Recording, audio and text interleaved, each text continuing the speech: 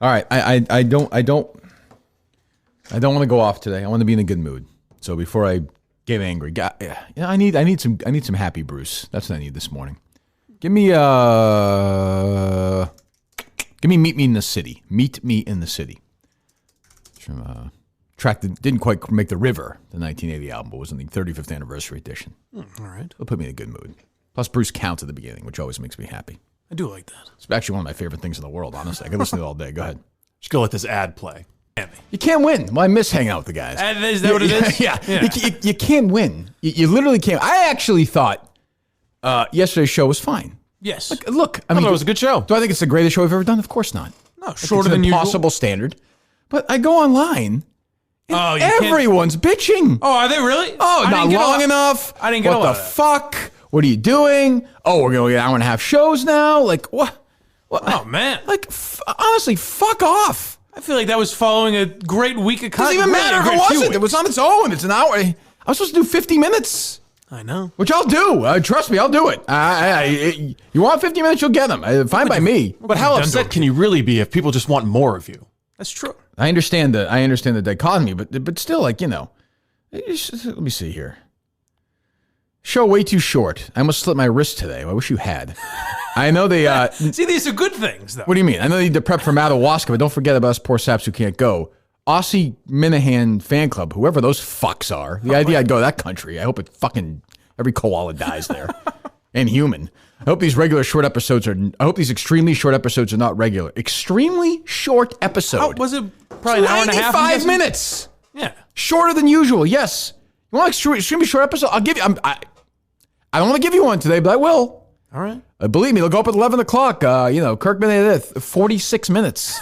You want that? Keep in mind, you guys are contractually obligated to be here as long as I am. Right. So I'm the only one who's working for free here. That's true. I'm working for free. I see what you're saying. Free. Right. It's more money you guys are making, but you know what? I can walk out the fucking door, and we can do a podcast with Mike wandering around Fenway Park like a shithead if that's what you want. With all due respect, you did the best you could. The audio quality wouldn't be great. Well, the audio's an issue, but... The podcast would be all right. Listen, who needs good audio? Point being, or Mike and Steve arguing, which I'll do later, which I'm actually looking forward to. It seems like there's a legitimate seems like philosophical disagreement. I like that. Yeah. Maybe we'll get to that. We got 40 minutes. We got plenty of time. All right. If we can squeeze it in. We do one every day. Listen, I understand it's because you really like the podcast, so I can't get that upset about it. It ties in the announcement I'm about to make here in a minute or two. Ooh. But... I mean, give me a fucking break. You know what's going on in my life. I'm a fucking mental case. Like, let me just. I had to go to Wilbur. Mike had to go to Fenway. We had things to do. Business to take care of. In fact, because we were here pleasing these people, I didn't get to ruin the poem that they read at Fenway. That's true. It's my favorite part is ruining that old man. Sam Kennedy did not come out, right? No. To make everybody feel better. Yeah. Sam Kennedy loves to go out there, and he didn't do it because of us. So just be happy about that. Look at these comments from this thing. The hour and a half is bullshit. Oh, wow. I didn't see as much of that. One person said Kirk's hot chocolate. I didn't know that was an account. So I think it was just because Blind Mike had to go make that terribly long and terribly boring Periscope. Well, all right, fine. That makes me feel better. Hold fine. on. That's better than the Bruce song. I don't have that much power on this show. And people were saying it wasn't a good episode. Like, I'm not sure what to say, okay? We do the best we can, okay? Kirk Minahan Show. You couldn't get this. You wouldn't get this greatness. What's that noise? But somebody's telling me. A person watching is a bomb set just to go off. Get over with. I talked to Steve about it. Steve's right. He said, listen, Mike did the best he could. He got sort of not an easy hand. I thought it was good. I agree. I think it was bad at all. He definitely ruined it. Problem is, for the people there, I ruined. I thought that's it. That's I successfully ruined Truck Day. You went in a year in a row. You went in there with an uncommon amount of charisma. Yes. Yes. Well, you should have laid in front of the truck. I should. So I think they were on to me. I think they were monitoring. What gave that away? I wandered down to the end of the street and then stood in front of the truck. Were you by yourself, totally? Yeah. And then they were, as I was going to lay down in front of the truck, they were on me like glue. Man, they're good. They said, not so fast, my friend. Step aside, sir. Your truck is going to get locked up. What, for what? You're going to get arrested. What did I do? Move onto the sidewalk or you're going to get arrested. What? Arrested for what? You are disturbing the peace. Okay. Move onto the sidewalk, please. Okay. I'm asking He got a little aggressive. Okay, I'm legally blind, so I don't really know where I'm going. Is this You're completely blind? Then legally blind. Then I'll escort you over to the sidewalk, okay? Gotcha. You got it. Let's go. We're going over to the sidewalk. Seems like a dick, huh? Jeez.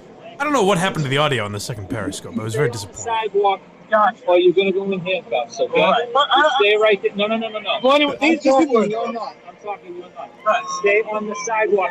It's for your own safety and the safety of everybody else. Safety. Understood? God, thank you. And then this guy essentially became a hall monitor because now I'm on the sidewalk and I would take a step and he goes, no. So his reaction to you saying I'm legally blind was the same as the MGM security guard. they're not I'm buying wondering it. Yeah, they don't care. But how many times have they heard that before? Like how many times has someone just said I'm legally blind when they were in a Can't jam? imagine that often. Because In they fact, immediately doubt it. there was a female cop who I think I may have bumped into or something. Like Ooh, yeah. And she goes, over here, sir. And I go, sorry about that. I'm legally blind. And this time I was being genuine. I was like, sorry about that. I'm legally blind. She goes, yeah, I'm sure you are. I don't buy it. That's what you said? Yeah, on camera. And I go, you have really? that? I go, you don't buy it. I didn't see that. You have that?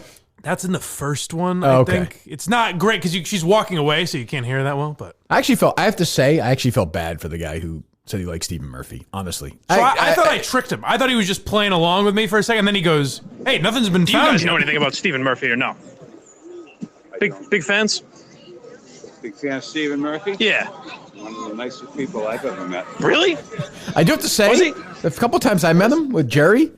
Nice guy? He's a very nice guy. good. Yeah, I mean, I can see why this guy. He Well, seemed they like often are. That's how Well, you can that's the problem. But I thought about Time raping boys. well, there's that too. But I thought maybe if this guy knew him for 30, 25 years, like I actually almost felt I had some sympathy for this poor old guy in the weird way. Yeah, I can understand that. in the weird way. But It does- And he's weird. right. I mean, Stephen Murphy hasn't been convicted. no. But I does assume he's seem guilty odd because he to works for the say- Red Sox. Exactly. And, all they do is hire rapists in the clubhouse. So It does seem odd to say into the camera. I think he's a great guy. That's a weird move. It's also weird. Like I'm surprised that Sam or those people would allow those guys to even comment on it. Right. What's the upside? I did not think he would say. Maybe just because I was badgering him so much. That might be but- it. Yeah. That guy actually died last night. Oh, I'm sorry to hear Yes. that. Well, very nice guy. Took his own life. Yes. he beat the the public coming I mean, after do you realize him. they put like 1,200 cartons of bubble gum in that truck? a lot? It's That's a a lot. lot of bubble gum. It's the most. So most people probably don't even know Yeah. what truck day is. So the Red Sox. It's the most bizarre scene. It is beyond antiquated. Even Jared Carabas was like, "Why are you doing this?" Yeah, but he didn't say it last year. No, probably not. No. He did it because they sucked and they got rid of. They're getting rid of. Well, that's true. Mookie Betts and all that stuff. So every year, the Red Sox have Truck Day, which I have to admit, as a kid, was not a big deal. Like this has become a Red Sox new ownership promotion thing. Like it's Judging not by the audience, it's not a huge deal right, now. That's true. Do they make money off it in any way? There's no way. I can't imagine. Unless it's sponsored by maybe someone? I could see that. Maybe. Yeah. So they literally load up the truck and head down the spring train. Now, given the way the sports climate has worked in the last 2 decades or so around here, it usually falls the day after the Patriots either winning or losing a Super Bowl, which makes it even more relevant. Mm-hmm. Like think about it. They had Truck Day the day after the Patriots beat the Falcons and came back from 28 to 3 down. Well, last year I was there the day Last after year, the Super they had the Bowl, day yeah. after the Super Bowl. I mean, nobody would care. And they load up the truck. They actually do load up the entire truck and then drive it away. And the Red Sox fans, all woo! the old codgers watch. Yeah, because they have nothing else to do. Something to do to kill an hour. It's like Jerry Seinfeld said about taking a shower. Just kills 20 minutes. Like they're killing an hour of 3 hours, 5 hours of their day. These old lunatics watching a truck because a baseball team is going down. A bunch of rich guys are going to stay in awesome houses and hang out in Florida in the winter, and they're just going to sit there at their own, Well, it should make you happy to know the senior one citizens house in Chelsea watching this. the one couple that seemed to know you was just there to get an excuse to drink during the day. Well, I don't blame them. I know I'd be drinking at that. They're starting early for Madawaska. And yesterday, by the way, is a warm day for Truck Day. Usually it's like 4 degrees. It's Yeah. a friggin' I've never understood that. My favorite part was ruining it for the children. Oh, that's the most important. Some people thought that may have been over the line. Ruin it for generations. Look, I get emails and messages. Hey, you guys think that the Red Sox clubhouse attendants rape boys down in Florida too? Well, hold on real quick. Why wouldn't you if you do it in Massachusetts? Do you think it's less sexualized down there? Yeah, I don't know. I would think they'd be raping. I'm saying, I guess I wonder if the whole gang comes with them, or if they don't have all the tools they need down there. Well, I think they got the biggest tool they want right there, right? I mean, that's true, I would think. I mean, Yeah. I would think they ply those kids think with I've also bubble gum and how much that bubble gum has been used to to feed the children to entice them to come into the clubhouse. Do you think they were loading kids onto Maybe the I'll truck? go with you next year and do this. What's that? Do you think they were loading kids onto the No, truck? they do that. You didn't know that? Oh, geez. They line the kids up. They're in chains. They line them up and they throw them in the back of the truck. They do let them out, to be fair, in North Carolina to do number 1 and number 2. They can't clean themselves up. Well, that's what I'm yelling. I'm like, there's no one going to stop this. Everyone's like, hey, get your Yankees jersey out of here. Yeah. How's it going? What are we doing? What's that? What is that? What are we doing? I'm a Yankees fan. That's not good. Why not? This is Red Sox Nation. I used to be a Red The guy Sox just beat fan. the And then I fuck found out of you. Well, I found out about guys like Stephen Murphy, Jared Remy, Jared Carabas, all the bad guys affiliated with the Red Sox. You know what I'm saying? I thought that was a good line. Wrong order, but You did have some great lines. you know what you did is you made it like you waited to the big one till the end. You had one sort of monster, then Jared Remy, then Carabas. Yes. Like that's a You good see, way of the doing it. Yeah. Comedy rule of 3. It's always funny when it's 3. Yeah. Yes. I remember watching that old show Inside the Actor's Studio. Oh, yeah. You I know, draw a lot of influence yours. inspiration. They had Neil Simon on, and he's one of these old comedy writers. I'm sure you know who he is. Mm-hmm. He's like, the number 6 is always funny. I'm like, no, it's not. I'm like, why do people talk like that? I hate when old people do talk about comedy. There are certain words and sounds. Like they say the letter K is like funny. Yeah, I don't like what's, I'll tell you what, before we play, what else got me in the mood? So I went for my run and got my hot chocolate at Starbucks this morning. Mm-hmm. And the place is usually like very quiet. I go in, I get it. Nobody talks to me. I don't talk to them. Something must have happened. There must have been some management change. I walked in this morning and the guy is like, hey, we're asking everybody, like, what, if you were an animal, what kind of animal would you be? What did you say? I was like, I can't think of a question more scientifically designed to piss off Kirk Minahan in the morning. Like if you tested a bunch of questions. I was like, I don't really feel interested in participating in this. I said, I don't mean that to be like, I just not my thing. I don't know. I was like, and like, I felt bad because they're all nice, but I know the genesis of this. I know somebody went away to a weekend somewhere and they were like, you have to interact with the customers. You have to do things. Right. And no, the customers just want to get their goddamn coffee and their hot chocolate and their whatever, their croissant, and just go about the last thing they have a day full of having to talk to people they don't want to talk to. The last thing they want to do is talk to somebody. Here's where you're wrong. Yeah. There's a world of people out there that would leave that coffee shop and say, oh, it was so funny this morning. I walked in and they I don't asked think me that's what true. my favorite. I genuinely believe there are.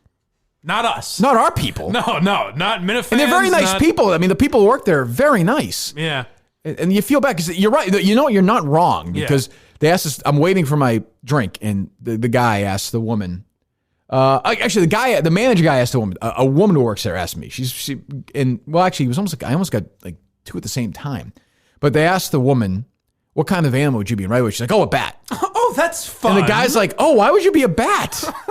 Because spreading coronavirus? Yeah, because I'm blind. I'm diseased. I bite people's fucking heads off. I'm like, and I'm sitting there like an asshole thinking about what kind of animal I'd be, like secretly, quietly. Like I almost want to get in the conversation. So what's the answer? I don't know. It's just so fucking stupid. My issue is now, like, this is part of my route. I do my run. I have my hot chocolate. It puts, I enjoy that. Is this going to now be continue to go there? Well, tomorrow. What's your favorite book? Or what day of the week? What's the theme of the day? We all know we hate Monday the most. What's the second? Like, I'm like, oh my fucking God, just make it, hand it over, goodbye. I think I'd be a polar bear. Nobody asked you. That's why, like, that's why I'm all for robots.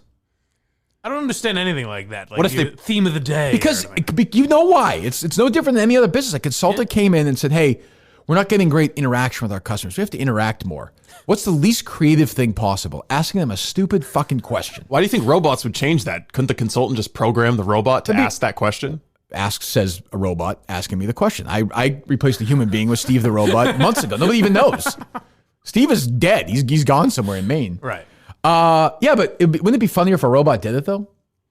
I think it'd be more infuriating. How would a robot ask that, Steve? Let me hear your robot voice. Hello, Kirk Minahan. Oh God, Jesus! Please don't do that. How would do you know the show Full House? No. I mean, I'm aware of it.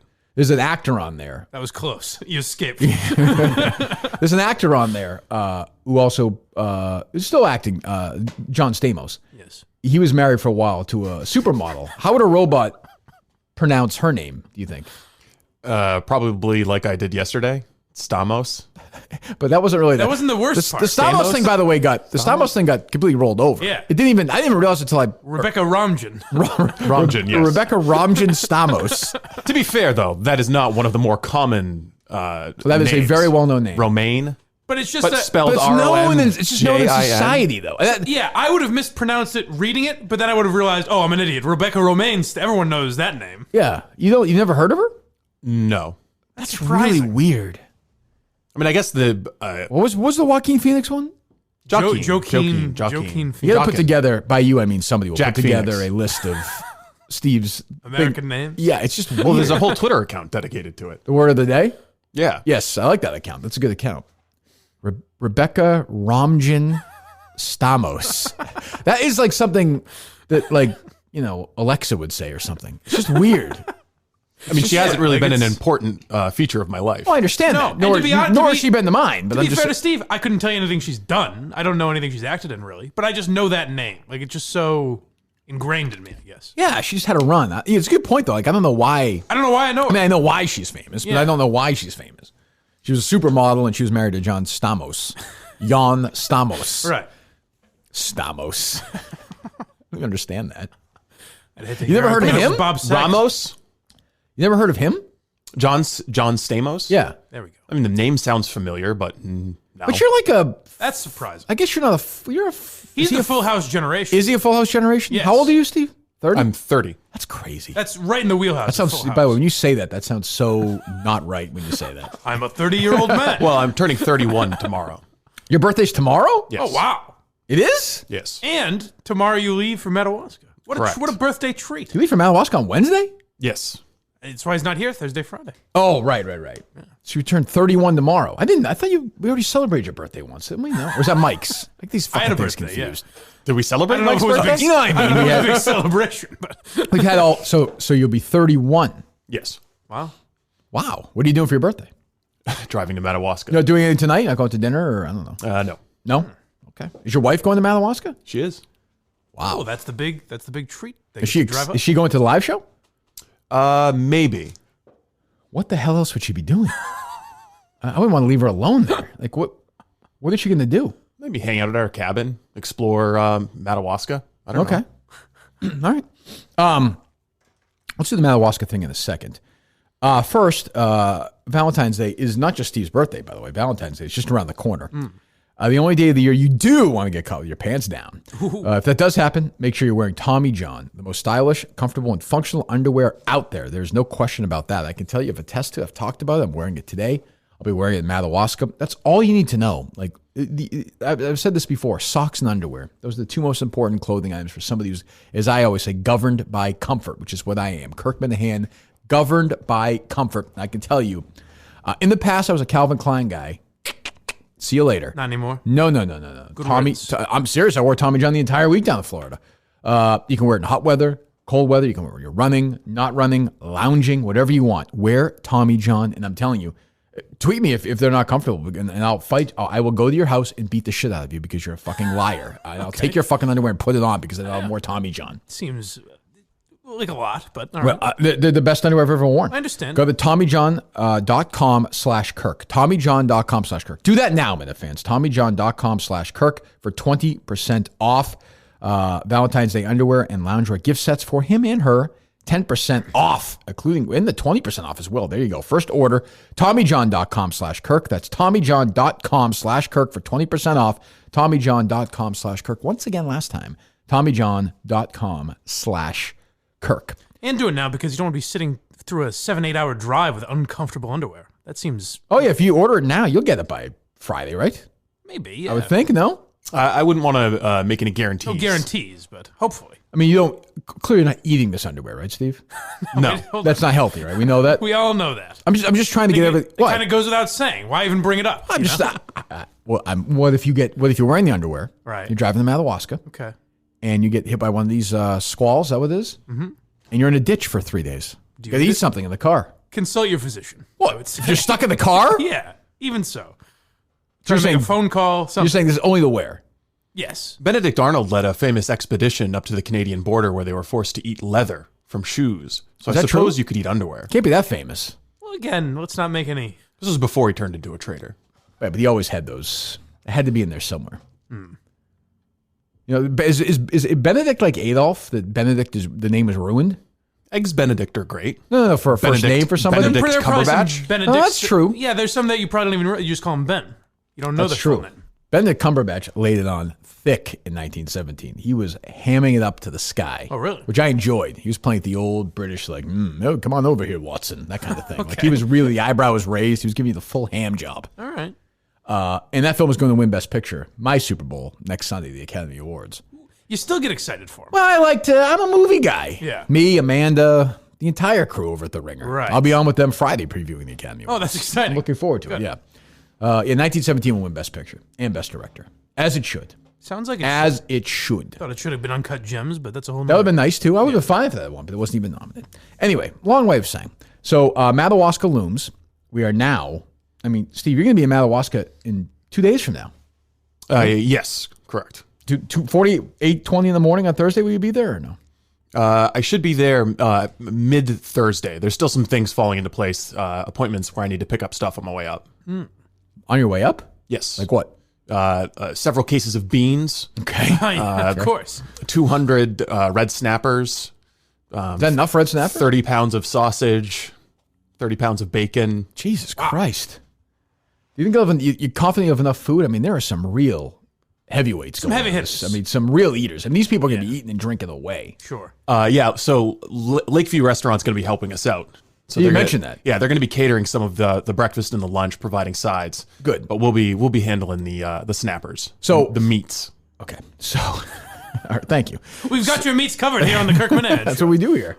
So, Steve and I Steve had put together this little idea where I was going to surprise the Minifans by, do you know about this or no? I believe so. Okay. A Something that may Minifan, not be appropriate anymore. well, not even that, Okay. but a Minifan had volunteered to fly me onto the ice in his little plane. I was going to jump out and wave to everyone, and the place would go crazy, and I was going to fly out of there, basically, right? Yes. So Steve texted. I was not overwhelmed with this idea. Okay. Less overwhelmed after a week ago. Yeah. And then Steve texted me yesterday. He's like, I think this thing's out. He's like, this guy's only about 80% confident he can pull it off. Oh, Jesus. That's not what you want to hear. No, I mean, the 80%, those are my words. This is, if you're a free throw shooter, that's wonderful. If you're landing an airplane, that's not so great. 1 in 5. But for me, that's a hard pass, especially when you're landing on solid ice. That could really go wrong. He gives you 4 numbers from his last 5 trips out. You call these people. It's like, look, we've landed the last 11 times in a row. We're playing with house money here. So I thought, well, I think we'll probably take a pass on this one. Okay. No, what do you mean those are your words? You said you sounded not confident. Yeah. You texted me 80%. I was estimating 80%. Oh. So what he's did not you say? advertising an 80% guarantee. No, he here. just- That's not, said- that's not he a just great. said- That's not a great airline. Look, the flights are cheap. Here's the only thing: 80% guarantee. I mean, he just said kind of, meh, But the full weather's refund. the weather's Yes, not. yeah, right. Should there be a crash? The weather's not going to be great.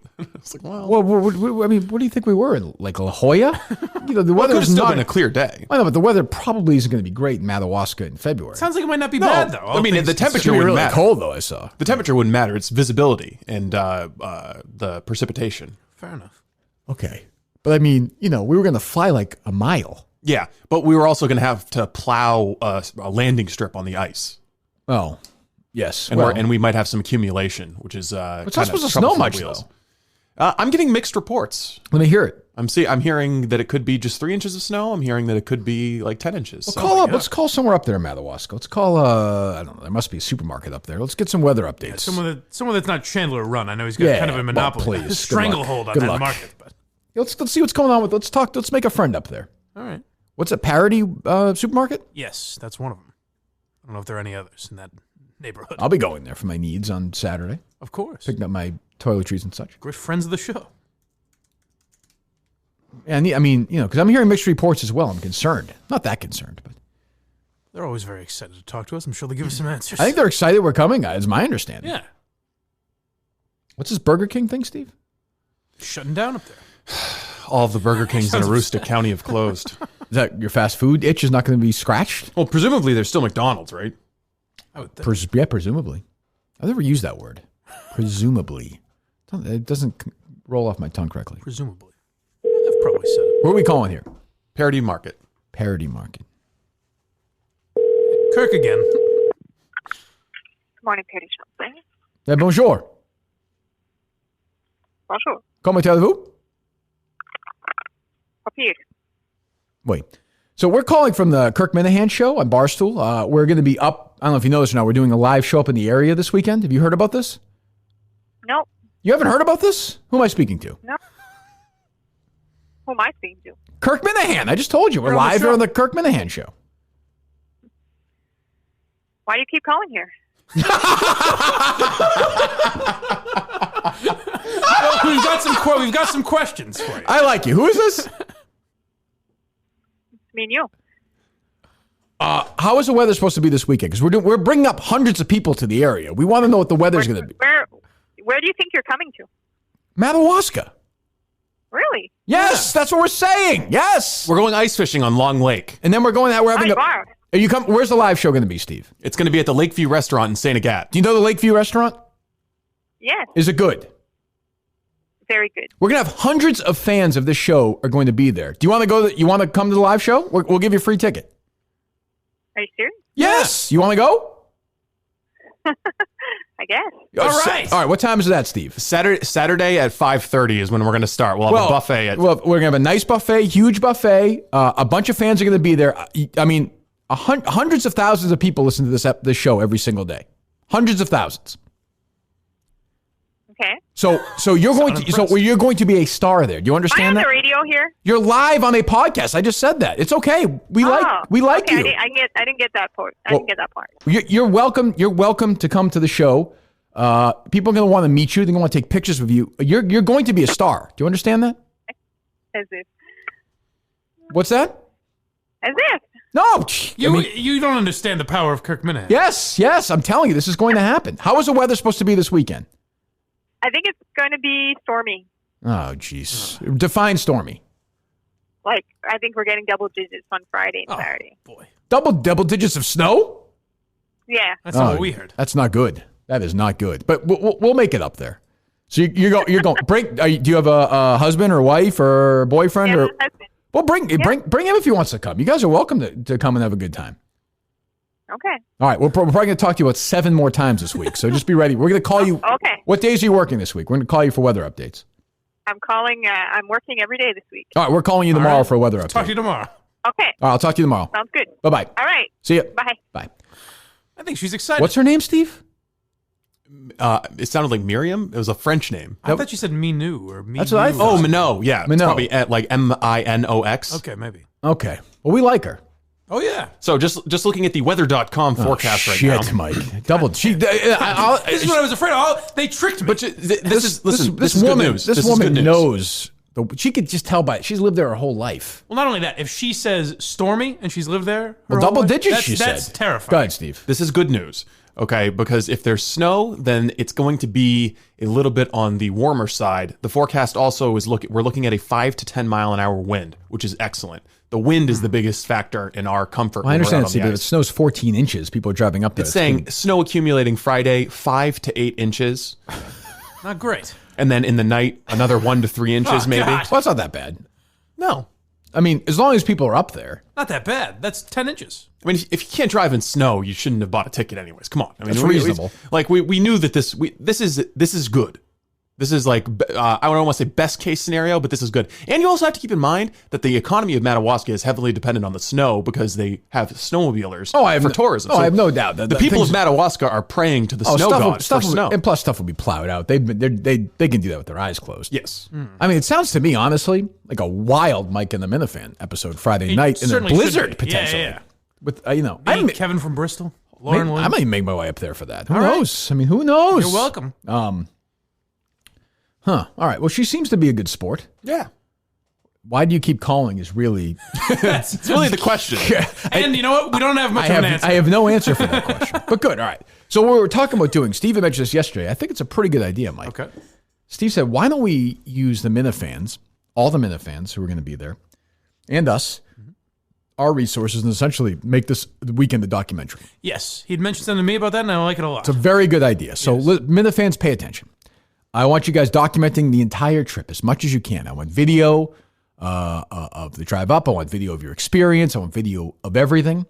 Even the Minute fans who can't make it, if you want to send a video lamenting that you can't make it. I want videos of when you're stopping on the way up. I want videos of the conversations like in the car. I want video of the snow in Madawaska. I want video of you guys and Mike in the Minute. Everything that you think of that weekend, and send it all to Steve. Especially the people who are flying from far away. Document that trip. Anybody who's going, we want it documented best you can on video and send it all to Steve. And 6 strangers in a carpool and you get around Presque Isle. Things start to get weird. You got to eat one of them. Okay. Video. Well, all right, sure. Sure. Yeah, well, if you're going to do that video. Something like that, yes. And then at Lakeview, we're going to have somebody, maybe Justin? I don't know who might. Steve.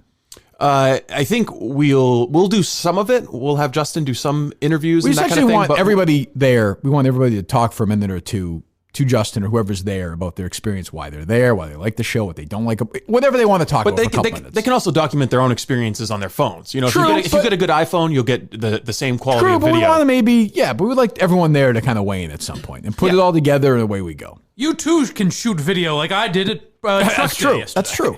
So again, not a major announcement. We're going to put together a little Madawaska documentary, which I think will be pretty good if we do it right, and hopefully will best demonstrate how crazy these fans are. We'll see. We shall see. So that's going to happen. Now, do you have another surprise entrance? Now that I can't announce anything yet. Okay. Yeah. All right. I mean, we've got a thermal diving suit. I mean, I'm going to come from under Great if you can. I'm going to come from under the water. And I'm going to pop right out. The Minot. Well, we'll talk to her tomorrow. We'll get an update. All right. She sounds like she's coming. Well, now wait a second, Steve. Aisle 3. She sounded very excited. I wouldn't go that far. Well, do you think her and her husband will be there? Probably. I don't know. Free meal. What else is going on in Madawaska? If she goes there, she's going to be bigger star than me if she goes to this thing. Yeah. She's going to be the star of the night. There's going to be a lot of anticipation. Her and her husband. I picture a good, solid, big-bearded logsman husband. You know, real... A logsman? Yeah, logsman. He may not care a man of the logs. We've been chatting with What's the word I'm looking for? A lumberjack? Nah, logsman. A logsman. A logsman is a politically correct way to call a forestry professional? Yeah, that's very dated what you're saying. Although logsman is also male, so is lumberjack. A logs person. I think even up that. there, I don't know if it identifies a person. I think up there, logsman is logger. fine. Logger. Loggins? Yeah, I think logger. Loggins. That's what I say. I'm a Loggins guy. A logist? Yes, a logist. Anyway, so we'll do that. And what's the deal with these peanuts? They call it logging. Yeah, she'll be a big star there. Those two will be a big star. I think the only way she's overshadowed is if the Chan Man shows up. That's true. You can end the whole thing. But it's going to be. So 10 inches of snow doesn't bother you. No, 10 inches of snow is great. So people driving up on a Friday into 10 inches of snow is not an easy commute. I mean, it's fine if you know how you're driving. Some guy say he's not going because he had leg surgery or something. Rotator cuff. What? Clown. I know. See you later. Go find another podcast. Seriously, go listen to fucking, Yeah. We don't need you, pal. Go listen to Press Box or whatever you want to do. Good riddance. You know what? That's a ringer attitude. One more thing on Madawaska. Sure. We've moved up the start time for dinner. So instead of starting at 6, we're going to start around 5:30. You just told, that's news. So we're gonna move it up to 5:30. Why is that? Because we're going to have to move stuff around in the main area for the show where we are, to accommodate. So we'll be eating in a lounge area and in the banquet hall, and then we'll break for a little bit to rearrange the banquet area so that it can accommodate the entire crowd. A lot going on. Yes. So okay. There'll be a little bit of we'll move from dinner mode to show mode. So we're just going to start dinner a little early. Okay. And the show is at 7. Yes. Okay. And it's important to say like that, otherwise Steve doesn't quite compute. It's dinner mode, show mode. There are only 2 settings. Your mode will change once the show starts? Well, yeah, I'll go from dinner mode to show mode. Okay. Are you planning on sitting with the commoners during the dinner? I'll probably eat beforehand so I can be in the running around mode. Yeah, solving it's problems we're mode. kind of at a separate table. It's a lot of modes. There's a lot of modes going on. See, the eating before mode. Well, there's cooking mode. Cooking mode. Ice fishing mode. Ice fishing mode. Solving problems mode. You got a lot going. This is such a big Steve weekend. It is. You can tell just the glee in I his can tell voice he's now excited compared to though. Miami. Yeah, you're actually. Yes. This is a project that I think the snow turns you on. It does. Yeah. Like you're like, all right, good. Another potential challenge here. Yeah, 10 inches is good. Yeah, That's he likes great. that. Yeah. I'm probably gonna have twice as many beers as Mike does. Whoa. Don't. No. I don't want you. You're not going to be drunk at the live show. No, I'm not gonna be drunk. Well, it sounds like you're going to be drunk. Shit faced. Yeah, no. You have to produce the show.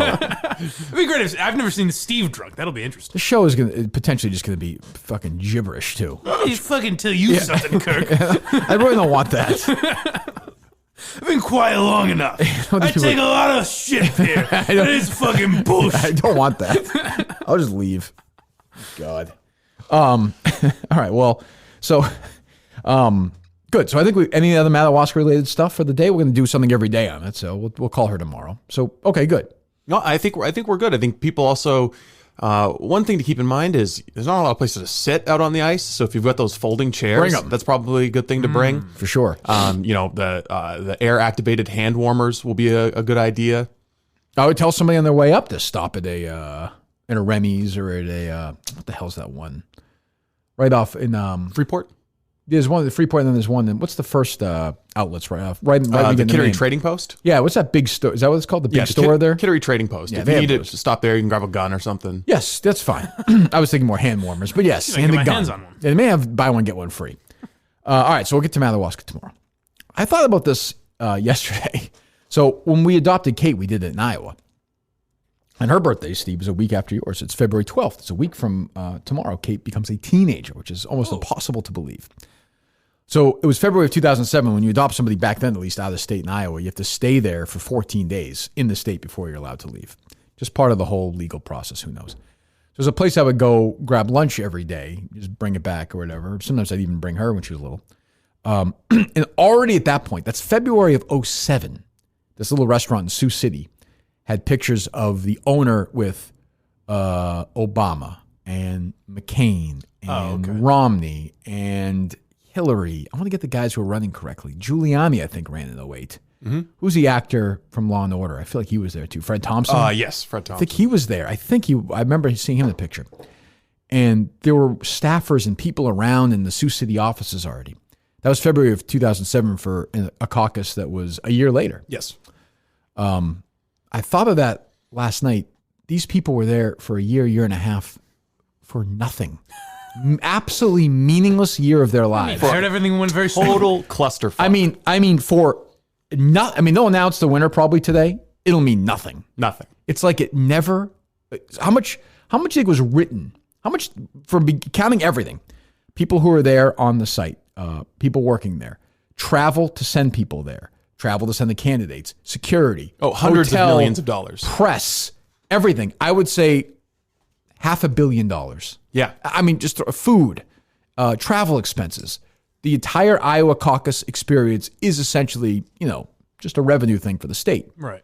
Which they take very seriously. Yeah, it's not like the money just disappears. It does fund the Iowan economy. There's a very good podcast I listened to last time. The Des Moines Register had the whole thing about the history of the Iowa caucus. I forget what it's called. Something tickets. I don't know. You can look it up. It's actually pretty good. And they take it very seriously, and they do. And now it means nothing. It didn't happen. And I was watching these news reporters last night. They didn't know what the fuck they were talking. They were wandering around through high school gymnasiums, asking people how to. They know it. They were totally overwhelmed by this experience. If you don't know, the Iowa caucus didn't happen. Like they basically, I'm not really sure what happened, but they fucked up. They completely fucked it up. So there's an organization that they paid to develop an app that they were going to use to report the results of the caucus. And the caucus is kind of a fucked up thing anyways, because they gather in little pockets all across the state, and you go to a corner, which is the Biden corner, or the you Warren pick your corner, Buttigieg or whatever. And then there's the first round, and then some people are eliminated, and then the people from the eliminated candidates, they jump around. They can pick Biden or they can pick Bernie. Say you're in the Mayor Pete one, they get bounced out. Whoever that guy is can then pick his other guy, and then that guy gets booted. And it's just like the Hunger Games. It is, and it's weird and it's antiquated, but it's kind of goofy, and I actually think it's kind of fun that they do it. So you got to stick around for a couple of hours in order to actually finally express your support for a given candidate, and then this app malfunctions and they can't report results. They try to report results by phone, that doesn't work, and it just completely fucking. Some of them are decided by coin flips, and they can't report their results. Some of them still haven't been able to report their results. But I think there are some people who benefit from the way it turned out, though. So this is maybe this is just me knowing nothing about this, but my first thought was, I saw you tweeting yesterday, a bunch of people saying Bernie's going to win Iowa, and then the fact that this happens, is it just the Democrats trying to fuck with him again? Or is it just complete incompetence? I think Joe Biden benefits from this. That's what I'm saying. So is there a couple people conspiracy do. afoot? So Joe, No, I don't know about that. So the very last Des Moines Register poll, which is supposed to be like the authoritative didn't every wind up caucus, happening because of the Exactly. Mayor Pete interview. Yeah, someone found out that there was a poll respondent who wasn't given the offer, the chance to say I support Pete Buttigieg. Right. So they had to throw the entire thing out, Which It is the turns out- most influential poll in the country for any local. It Yes. actually still matters. Yeah. And especially considering the Democrats in Iowa overwhelmingly say the most important thing for us is who can beat Donald Trump. And so if the poll comes out and shows that Biden doesn't have the juice to beat Trump, then maybe that weighs on their mind. Supposedly, Biden came in 4th in the poll that was spiked. I saw that, yeah. No one got to see. Right. So if you're looking at conspiracy theories, who has an interest in spiking the? I mean, maybe, but I don't know. Whatever. But I'll tell you the other winner is Bloomberg because he is discounting Iowa and New Hampshire. Now Iowa's gone. Like they'll announce a winner of Iowa, but it doesn't. You have no momentum. Nobody believes it. It has really very little impact on the actual physical number of delegates that you get. Was it? I don't even know what it is. It's not a high number of delegates. The importance of Iowa is all about timing. the media, the momentum. Right. Yeah. Oh, so that's all it is. It's just kind of getting It's first. showing people that you're the front runner. That's why New Hampshire's so important. Because New Hampshire's the first primary. All right. I definitely think it energizes the Bernie Sanders voters because how many times have they been fucked over by the DNC and have it stolen from them? Well, that crew is going nowhere. It's probably not big enough to win, but it's not going anywhere. I mean, I don't know about that. Bernie has the most energized candidates. He does. Well, but Biden's got the South locked up. Yeah, maybe. I don't know. I don't think. I just think people look at Bernie Sanders and say this guy can't be president. Which is my first thought was conspiracy is that the Democrats don't want him to be president. I mean, that's a lot of work. Well, did you see the John Kerry thing? Yeah, I saw that. I thought that was. I thought his account got hacked when he tweeted the that out. bullshit thing or something. No, he tweeted out. This is fucking ridiculous. Yeah, this is fucking fucking ridiculous. ridiculous. Because he was a reporter said they overheard him talking about possibly jumping into the race because which would have they're been trying to sandbag Bernie. Unbelievable. I mean, this loser going in the race. Maybe, but you know what? I mean, if Bernie won Iowa, he won Iowa last time, didn't he? I don't think he won Iowa. I thought he won New Hampshire. Oh, you might be right. Hillary won Iowa, and then he won New Hampshire. Yeah, he's gonna. By the way, Bernie's gonna win New Hampshire next week. Woo! Bernie's going to burn, baby, burn. And I am close to endorsing. He's got a clear lead. He's up like 12 points. I'm going to endorse this guy soon enough. I'm like Rogan. I might just endorse him because he's fucking consistent. They'll make a commercial out of it. I admire his consistency. Yeah, I don't think they'll be too proud of it. But I don't agree with a fucking single thing he says. I always say that. I admire the fact that he literally doesn't give a fuck. Right. He doesn't try and be funny. He doesn't try and be cuddly. He doesn't do any of that bullshit. He has no use for it. He's a fucking grump. And because of that, he kind of is funny and kind of does, to me, he's very similar. He's more mainstream, but he's very similar. That's why I like Ron Paul so much. Yeah. And that's why Ron Paul had a crazy young following. It wasn't as big as Bernie's, but a lot of ways without Ron Paul, Bernie probably wouldn't be. He was a good trailblazer, even though he's in a different party. Yeah, it's why I like Andrew Yang. It's just I believe that he believes in what he's saying, more or less. What do you got, Steve? Hillary won Iowa. Bernie won New Hampshire. Okay, that's what it was. Yeah. But it was funny. Close in Iowa, wasn't it? There's this idiot columnist for the Boston Globe, James Pindell. I don't know if you follow him. Idiot, he's been harping for like a year on how Bernie's path to winning New Hampshire runs through Elizabeth Warren. It's like she's in 4th place now. Doesn't matter. The Boston Globe is clearly trying to prop her up. Well, I was watching CNN last night. And every time CNN could prop up Warren, they would. They'd be like, the Warren lines at this place are huge. I'm like, no, they're not. They're not. Why are you lying? What? And Trump would eat her alive. What do you gain from trying to make this real? Well, some people have calculated that she's probably the best chance they have, right? Because Sanders, she has the technocratic card. She could probably play well with white suburban women. But she seems like the most stable actual candidate. Like Bernie's a wild card. Joe Biden seems like he's losing his mind. I guess. She seems like the safest. Oh, why she's any safer than Mayor Pete? Yeah, I don't know why either, actually. Mayor Pete can't win the black vote.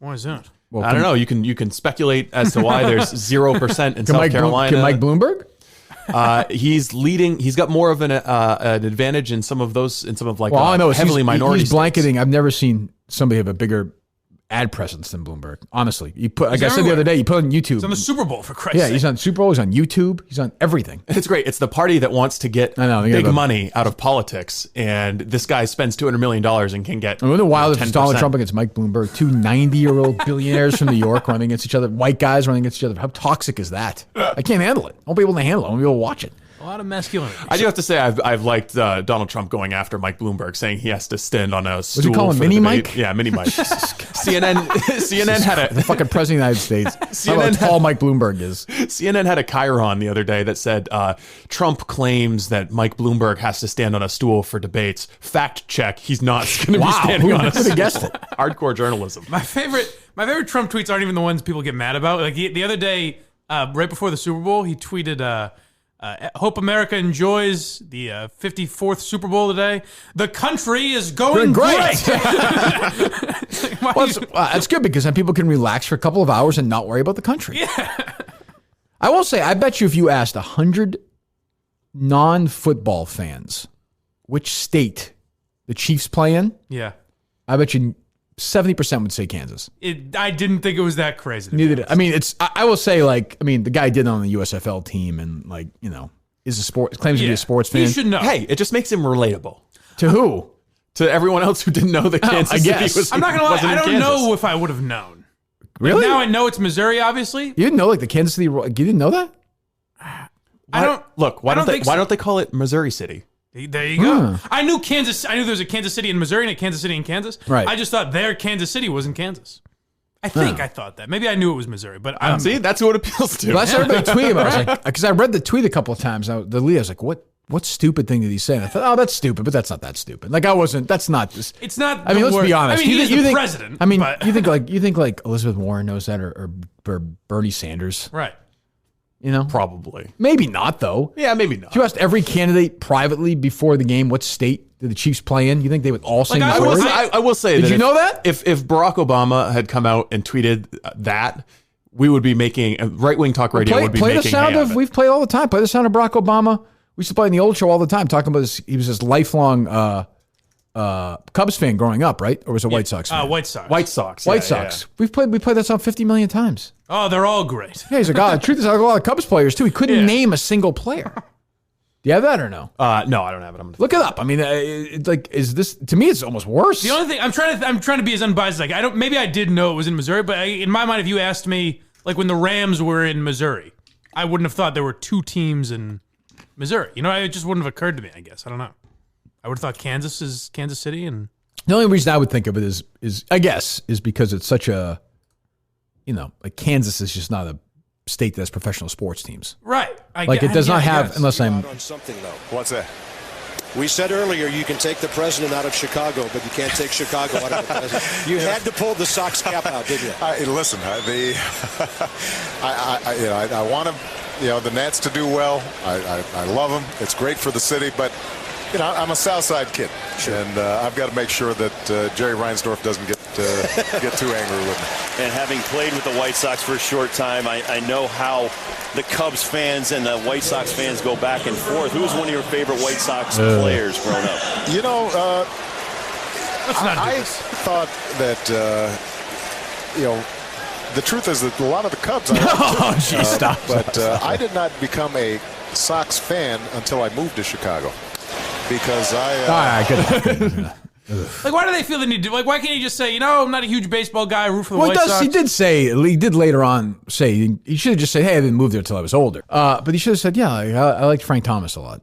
Right. Like, I was older, but, I moved there. I was like, that's on his stat. How does someone not say, hey, here's a White Sox player you can Well, name? I mean, if you claim to be this sports fan, you really don't need it. You need a staffer to tell you one but they player should. on the White Sox. There's a long But it's history kind of of their job. politicians fucking up sports analogies. Oh, of course. Ted Kennedy. John Kerry talking about Manny Ortiz. Yeah, and Sammy Souser with Ted Kennedy. And they always... Well, in Boston, Mayor Menino was historic for him. Yeah, I mean, he was the second stupidest mayor in the history of Boston. Yeah. But then he died, and they actually got someone dumber to replace him, which is not easy. Well, even though Menino was stupid, but he just couldn't speak well. Is that a government official you're going after? No. Well, he's dead.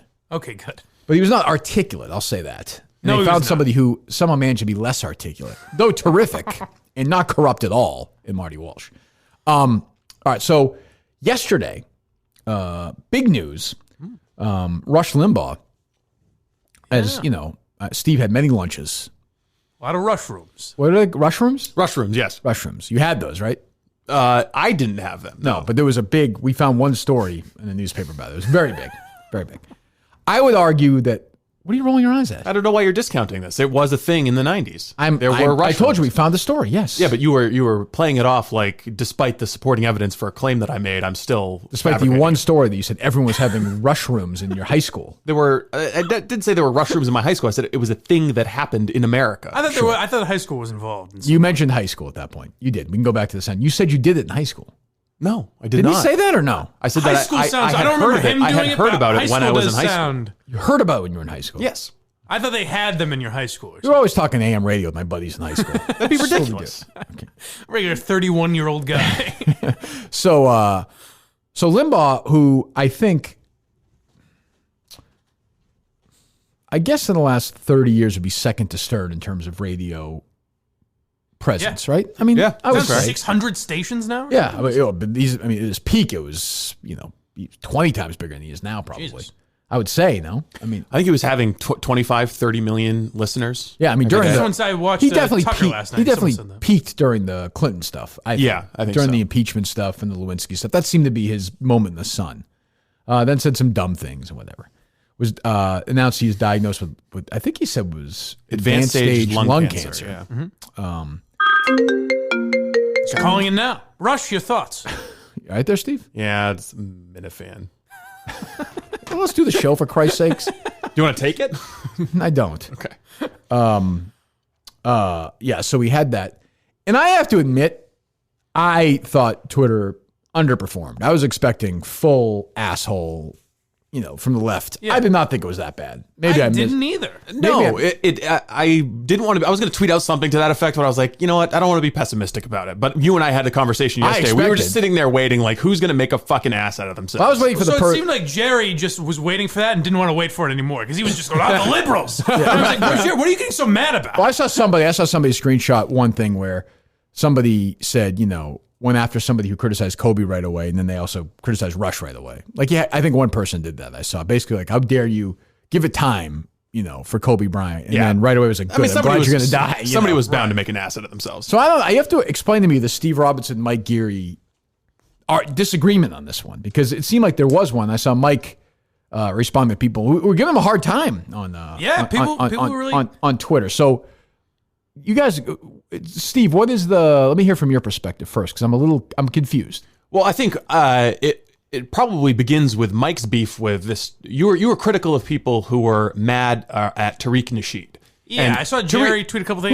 Who was a complete troll, total buffoon. Right. This is what he does. Not even. Anytime there's a moment like this, exactly. This is not genuine at all. That's kind of my point. Though. He just jumps into troll. But I guess you said that you can't criticize Tariq Nasheed and criticize people who were, gnashing their teeth over Kobe's death. I'm saying, yeah, you can, because both are inappropriate reactions to someone who has passed away or announces that they have a severe illness. I think there are inappropriate. I think you should be able to react however the fuck you want. I think it's over the top when you're weeping for a guy you never met in your life. But this guy was probably very critical of Rush throughout his entire life. So it'd be phony for him to be like, well, I had my criticisms of him, but it is a sad day. It's like, hey, I'm celebrating. Yeah, but that's the equivalent of being like, and we said this, I don't think anybody should have, and you can't, of course you can do it. That argument is dumb. Anybody can say or do whatever they want. It's America. But this idea that, we said, nobody should have been saying an hour after Kobe died, good, I'm glad you died, you rapist. Just like I don't think anybody should have said to Rush an hour, good, I'm glad you're going to die, you're an asshole.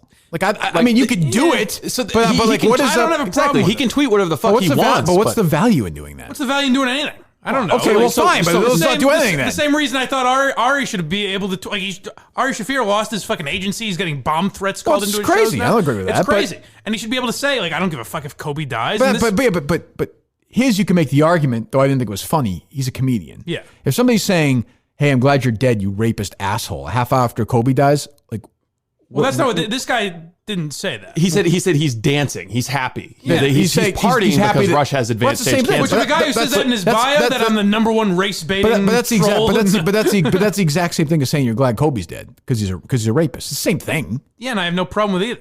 Yeah, and I know you have no problem with it, but I'm saying you do understand how you can criticize both of them. But you can understand. I'm not offended, but I can understand that somebody would be like, "Oh, that's a fucking asshole move." But if Kurt Schilling tweeted a meme about whoever, Rachel Maddow dying or something like that, everyone that was criticizing this guy would be defending Kurt Schilling for it, right? No, I would be critical all around. I wouldn't be. I'd be critical all around. I'm not saying you guys. I'm we saying just said everyone. I wouldn't be. I'm saying the people on that, the Jerrys. Well, of the sure, world. of course. I just think Well, I will say if Kurt Schilling had a meme saying, "I hope Rachel Maddow dies." Well, the lynching thing that he did. Well, that's different. But he did that vaguely. If you're saying targeting a specific, I would criticize if you're that targeting too. a specific human being, I don't think the defense would be as strong as you're painting it out to be. If he said, "I hope this woman dies," I think that'd be a tough defense. I also think there's a huge difference between saying, "Well, that was a stupid tweet and you're an asshole and you shouldn't be allowed to tweet that." Of course, that's none of us are making the argument that the government or Twitter should step in. But I can say, "Hey, that's an asshole tweet. Hey, that's an inauthentic." Now that being said, if I tweeted, "Hey, I'm glad Rush," so two people announced they have late stage cancer yesterday. Rush Limbaugh announces he has late stage lung cancer. Rachel Maddow announces she has late stage breast cancer. Say, if somebody tweets at Rush Limbaugh, "I'm glad you're going to die, fuck you," they keep their Twitter account. If somebody tweets at Rachel Maddow, "I hope you die, fuck you," they're suspended from Twitter. That's definitely true. That is not even. But by the way, I would be equally critical of both. I would say they're allowed to say it. Yeah. I would say I don't think they should be suspended. But I would say, as I always say, just explain to me the upside of tweeting to somebody an hour. Like, what do you get from it? So I guess my point was more that this guy shouldn't be criticized for saying, "Hey, I'm celebrating that Russia has cancer." Why not? Fuck him. Why can't I criticize him? Fuck that guy. It's a dick thing to tweet. Of course you can. But what so here's where my real problem was. After my first tweet, I started getting responses like, "Hey, we're not saying that he should lose his job. We're just saying that people should notice the thing." And it's all the same type of speak that they would say if you called Aaron Andrews a gutless bitch, or any of the million examples. It's the same type of shit, and it was coming from the side that's supposed to be, "Hey, say whatever the fuck you want. Who cares if Tucker offends a few people? He should keep his show." That's the side that is now tweeting, "Hey, you shouldn't make these jokes about Rush. I don't think he should lose his job. I mean, now I would say whoever his employer is can definitely take a look at that and say, "Geez, do we want this guy representing our brand?" But I don't think that should be encouraged. Oh, I agree with that, but it's also we live in the real world. In fact, I think those tweets of people celebrating Rush's death should be used as a benefit of the rights argument, where you stay quiet, you stockpile these, and the next time someone gets in trouble for saying something, say, "Hey, you celebrated when the guy had cancer." Absolutely. We all do this shit. Absolutely. What I'm saying is, I agree. We're all shitheads, and we all say shitty things. I agree. It's just hypocritical to be like, "I would never say something like that about someone." If you hate the guy, you might say it. Yeah, I don't think I've ever delighted in the cancer diagnosis. I mean, even Ruth Bader Ginsburg. Well, I think we in this room did. Like I cried about my 5 minutes later. We're making jokes about her ghost talking to me. Well, that's also not real. I understand. You know what I mean. I mean, it's real that your grandmother has cancer, Yes, I yeah, guess. yeah. But I mean, it's not. But I mean, you're on the show. Right. But my point being is, this is Twitter. People don't look at themselves as they're all fucking assholes on Twitter. Well, sure. People that have never met me made those jokes. Sure. Yeah, but you also allow those jokes. Right. Like Rush Limbaugh, But so I'm guessing. does Rush Limbaugh. No, he doesn't. You think Rush Limbaugh's going to do bits about his? You think Rush Limbaugh's going to do bits about his lung cancer? Do you and think Rush have Limbaugh parody songs? Do you think Rush Limbaugh would ever speak that way about someone? Of course. What do you mean? Over the years, you think he said equally horrible things about people? But you're comparing it to your grandmother, though. That's a character. Maybe a bad example. I don't think they're doing parody songs on Rush today. I could be wrong. That's the most recent cancer example I could think of. But my point is, I don't know. Is Rush Limbaugh celebrated somebody having cancer? I have no idea. I mean, you may be right. I don't know. But they are his enemies are flagging all kinds of ridiculous things. And look, I mean, you talk into a microphone for 30 years, you're going to say some ridiculous shit. He said some stupid shit. He's a reactionary. He's purposely made people hate him. So I don't think it's that crazy when people are like, good, let him die. Yeah, and I don't either, but I also think... Yeah, I have no problem. I'm just saying, I have no problem with it. Yeah. But I'm just saying, just as a basic human being, when somebody, and I've seen it, when somebody gets diagnosed with late stage cancer, like saying, "Oh, great, good, I'm glad they're going to die." Yeah. That's just like lighting yourself on fire. Take a look at it. But I think that's all it is. Like Rush Limbaugh doesn't really fucking care. You think he cares what this guy tweets? No, of course he does. Not. My point is that guy individually is just an asshole. That's all. And he can be an asshole to get a reaction out of people, which is why I was surprised people gave him. That's why I swing at the pitch. It's just too easy. See, I think the disagreement that the brief disagreement Mike and I had on Twitter last night was because you're saying you can't be critical of the people who are like slitting their wrists over Kobe and Tariq Nasheed, but yeah, you can because they're both like stupid reactions to a news event. I also say this: Kobe made a choice. Rush Limbaugh got cancer. Well, I mean. he proudly smoked cigars for 30 years and said that they didn't cause cancer. But that's choosing. That's different than choosing to, pin a woman down and rape her. Oh, yeah. Okay. Like, I mean, it's just, I'm sorry. Like, that is different. I thought you were talking about his choice to get into the helicopter. No. Well,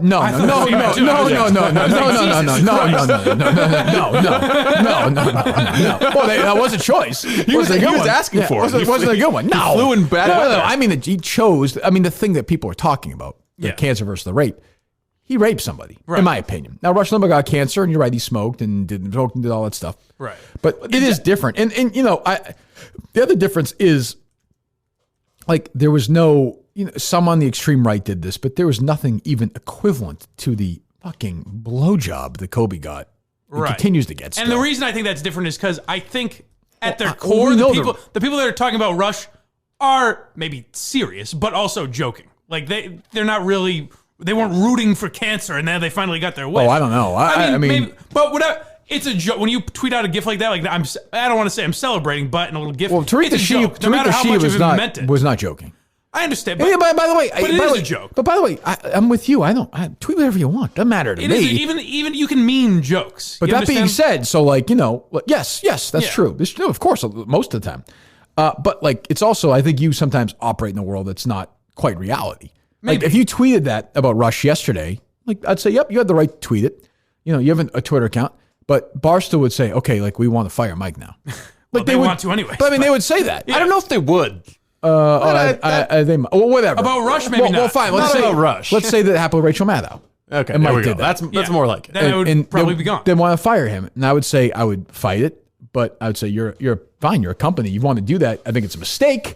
But like that's the way the real world operates. When you're owned by a company, that like you do represent the company. And I agree with you. In a perfect world, we would say fuck off. But that world doesn't exist anymore. I guess I mean more when the company is giving your opinion. Like if that guy's the number one race baiting troll in America. Or whatever, yeah, I mean, well, he's not even real. He's not even real. Let's be honest. He is the author of The Art of Mackin. Right. Yeah, we're not talking about. He's self-employed. We're talking about somebody who's begging for us to have this conversation. He's also known as Tariq Elite King Flex or K Flex. I like that.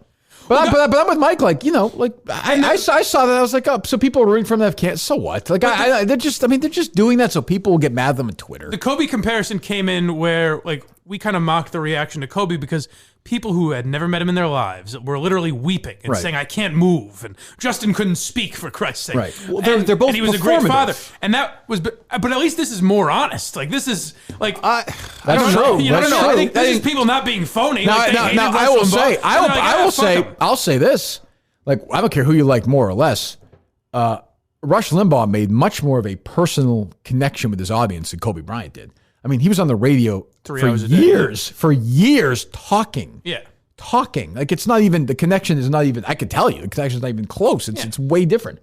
So these people, I mean, whatever. Like, I saw it, I felt bad, and I was like, all right, whatever, move on. Life goes on. But, I mean, I was surprised. I thought some major figure would really put their foot in their mouth. Well, I thought Reza Aslan's tweet was worse than Tariq. What was it? You have it in front of you. He said basically, is the world a better or worse place because of Rush Limbaugh? I saw that one too. And it's like, I suppose that's the debate you have when someone passes away about their legacy. Have they left the world a better place than they found it? I don't have a problem with it. Just as soon as the diagnosis comes out, well, it's clear what Reza Aslan thinks. Oh, yeah, of course. And so he's just kind of beating around the bush of being like, basically saying Rush Limbaugh's evil. Just because he disagrees with them politically. So he thinks he's evil. Yeah, so I get my problem. Who cares? If the Washington Post had a front page headlines that said like asshole gets cancer, that I would have a problem with because they're. But I think Rush Limbaugh has real, he has late stage cancer. He has bigger things to worry about than what Reza Aslan is tweeting about. Yeah. Like, whatever. That's my point with all of this is that whether you're Kobe's family or Rush Limbaugh or whoever, it doesn't make their situation any worse. No, like, I don't who really gives it? We all spend so much time getting offended for these people. Right. I don't think Rush Limbaugh is looking at tweets. So I don't think he was on Twitter yesterday. I think it's more just a judgment about like Nasheed's character, Aslan's character. Yeah, they're troll baiting assholes. If you hear that some guy who maybe has a family, has people who love him, has late stage cancer, and your first reaction is, let's make this about me. Well, they're excited because it gives them something to do. Dance on someone's grave. Something to do. Yeah, but that means you're an asshole. Like yes, Reza Aslan's asshole. Tariq Nasheed, asshole. Yeah, I don't think Mike disagrees with that. No, they're assholes. They are assholes. But do you think assholes should be allowed to tweet? Yeah. No, I've never said that. They can tweet as much as they want. All I'm saying is I think I should be able to call them an asshole. Absolutely. Last night, Mike said you can't do that. That was the language of his tweet. Is you can't do X. Well, of course if you're you going to do can. Y. Well, of course You can call him an asshole. The reason I was upset is it would seem more like people who always defend free speech and defend people who were the first ones to be like, this is the left. Look at these people. Well, I think it was Charlie Kirk was the tweet I saw where he's like, fuck Charlie Kirk. Well, that guy's a first class asshole. This is the kind of people, and it's like that guy's fucking around. Well, my bigger issue, Steve's right about this, is just Twitter itself. Like, like if you care about certain issues, I don't really care that much about the abortion issue, but let's say you care about it a lot. Ask yourself the simple question: is the world a better place or a worse place with Ruth Bader Ginsburg in it? Right. You're gone from Twitter. And I honestly, by the way, you might not be suspended from Twitter. You might be gone from Twitter. I think you're experiencing platform discrimination. I really do. With the amount of followers, there's no question. Like your follower growth. I even in comparison to other Barstool personalities. I counted this the other day one of the days I was at Barstool the week. I think I gained over 900 followers one day, and it didn't go up. It's bizarre. What do you mean? Like it did the follower count didn't go up on the follower count. Like it's saying How do you know you gained it's saying new people follow. Well, I assume the order when you click on the followers, it's the order of which you're being followed, right? Like Brandon Walker followed me. That's how I did it. So that one day. Oh. And then after him, that one day it was like 800. And I actually did it. It was like 826. But by the way, I don't really care. I just think it's funny. So you're saying for those numbers to be correct, you would have I've lost 1,000. Yeah, 1,000 people that day said we're leaving. Yeah. And by the way, that maybe it doesn't even. I could have 11,000. I don't really. care. Your Twitter account is one of the primary ways that we promote. It's the primary way. Yeah. It's our show account. So it does matter. It does, but I'm not going to. What am I going to do? Appeal to Twitter? I don't really care. I don't really care. We'll go fight Jack. An appeal. And by the way, if go fight Jack. But if they're really bad, those people are following me anyway. Then it doesn't really. What are you going to do? Well, you're right, but you might not be having your content. But when you're not able to expand to a newer audience. And I know guys like Schilling, so you get sort of categorized as a right wing wacko, and that's fine. But when you have Donald Trump Jr. on the show and you have these political fights and people hate you, that may happen, that may not happen. But that's life, as I always say. As a libertarian, if you feel that way, go find a better way to do it. Yeah. But that's not a perfect argument, though, I agree, but it's not a perfect situation. There's so many embedded advantages that Twitter already has. Agreed. It's tough, and they can also control regulations. Like Facebook can control social media regulation to prevent new entries into the market. Well, but for years, people said, hey, listen, the post office is the only way to do it. There's no other way to do it. We have to do it the post office way, right? Or, hey, I wish we could listen to something other than FM radio, but all we're stuck with is AM and FM radio. That's not a perfect argument either. I agree, but the post office was controlled by the government. It had its own advantages, and then private sector. But Twitter is also. But Twitter also has a government. They're self-governed. I mean, there's a government system built within Twitter. They are self-governed, but I think that why do you think Amazon is so successful? I think that there's a great argument to be made that the government has a role in modifying, or I guess, innovating regulations to bring Twitter and Facebook into the public square. Fucking I think they do. I think they need to. I think Facebook and Twitter need to be brought to heel. I don't. There are other things brought to what? Brought to heel. HEEL, you mean? Yes, brought to heel, like a dog. Yes, I've got you. I thought you meant brought to fix, like heel, like HEAL. The government. The last thing I was government spending time on Twitter. I mean, really. The other problem with that too is you're comparing the post office or whatever. So if Amazon of social media comes in, it's going to have to be an alt-right website, right? Which then then becomes this is a cesspool. Yeah, of no matter racism. what, you can't win. No matter what, you can't win. And they'll say whoever's governing this isn't letting the left in, and they're not doing that. You say you can't win. So it's all we got. It's what we have, and it's our only way and maybe that's our own fault. Yeah. Well, maybe we should work harder on Instagram. Maybe we should work harder on, I don't know, man. I have fucking basically 90,000 followers on Twitter. It's fine, If I have 140,000, great, better. I don't know if the show will be any more or less successful. Who the hell knows? I don't know. Tough to say. We have more people listen to the show, some episodes, than I have followers on Twitter. So what does that tell you? An amazing amount that don't have Twitter. Yeah, I mean, you forget that. Most of our listeners probably don't have Twitter. Right. Or, 50%. And they just know about it. Yeah. I don't know. But yeah, I mean, that's what I find most interesting is, and I understand what you're both saying, and I get it. But, I think Steve should be able to say, hey, this guy's a fucking asshole. Of course, my problem was it felt very we're not saying that he shouldn't be able to say it. We're just saying with these, and Steve didn't say this, but with his actions come consequences, and maybe his advertisers shouldn't. And it's okay, I see the road you're going down here, and it's the exact same thing you criticize people on the opposite side for. But admit you're not that fucking different. But here's my thing though.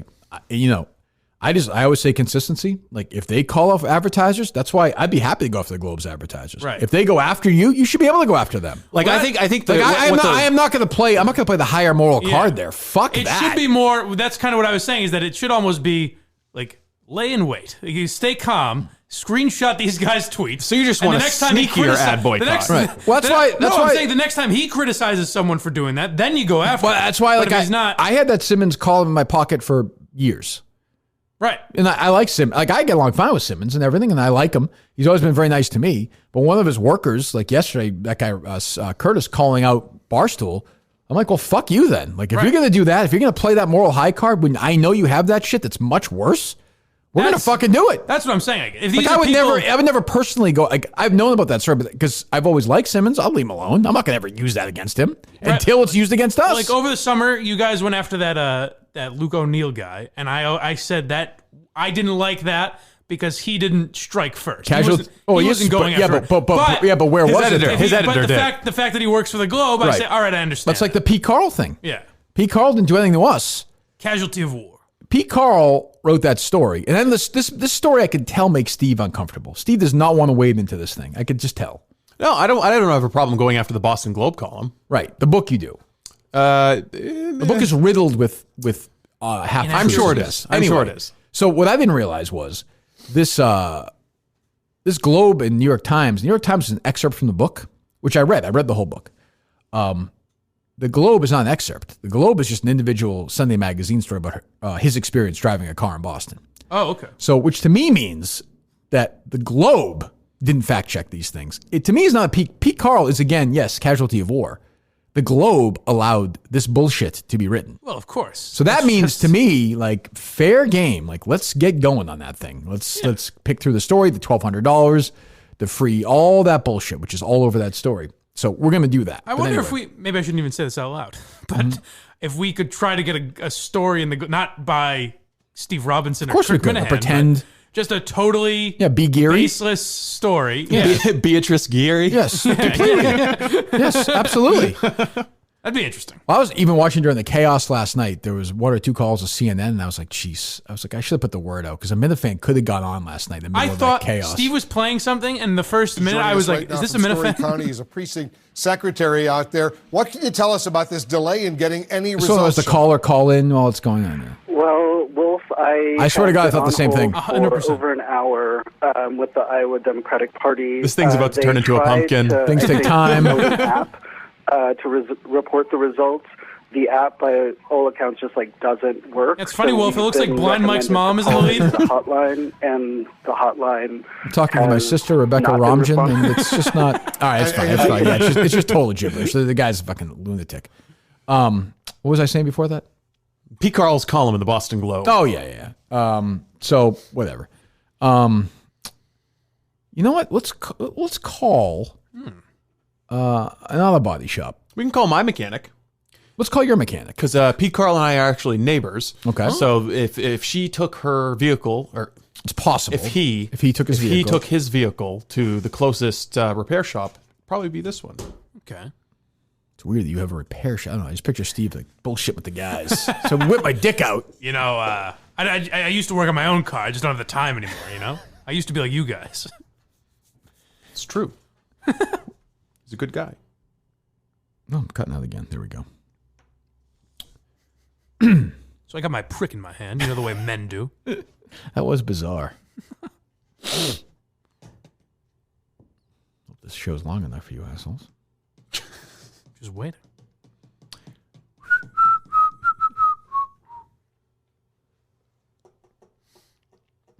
$1,200, right, Steve? $1,200, yes. Okay. For a side view mirror. Side mirror, yeah, side view mirror. What are we doing here, Steve? Hello? Hello. Who am I speaking to? Billy, can I help you? Billy? This is Kirk Minahan. Do you know who that is? No. Okay. I host a show on Barstool Radio. You know Barstool? Okay. Okay. You're live to tape. Can I just there was a story in the Globe this past weekend, and I just wanted to ask you, it's related to car repair service. Can I just ask you about it quickly? Yeah, but you have to have someone else. I'm just, the helper here. Oh, who should I speak call to? back when the guy's here. Who's that? Just call back when John. John, I'll talk to John. Thank you, Billy. That sounds like your stereotypical. Yeah, it almost sounds like a. What? What do you want? Sounds like almost like Steve had one of his friends do that for his car service. Just call a fucking auto body what do shop, you Steve, would you? Your local one. Just call one. Find one and look it up. Or we could just talk to Mino. Maybe she knows somebody in the Madawaska area that fixes cars. Just call my number. I'll go in the other room.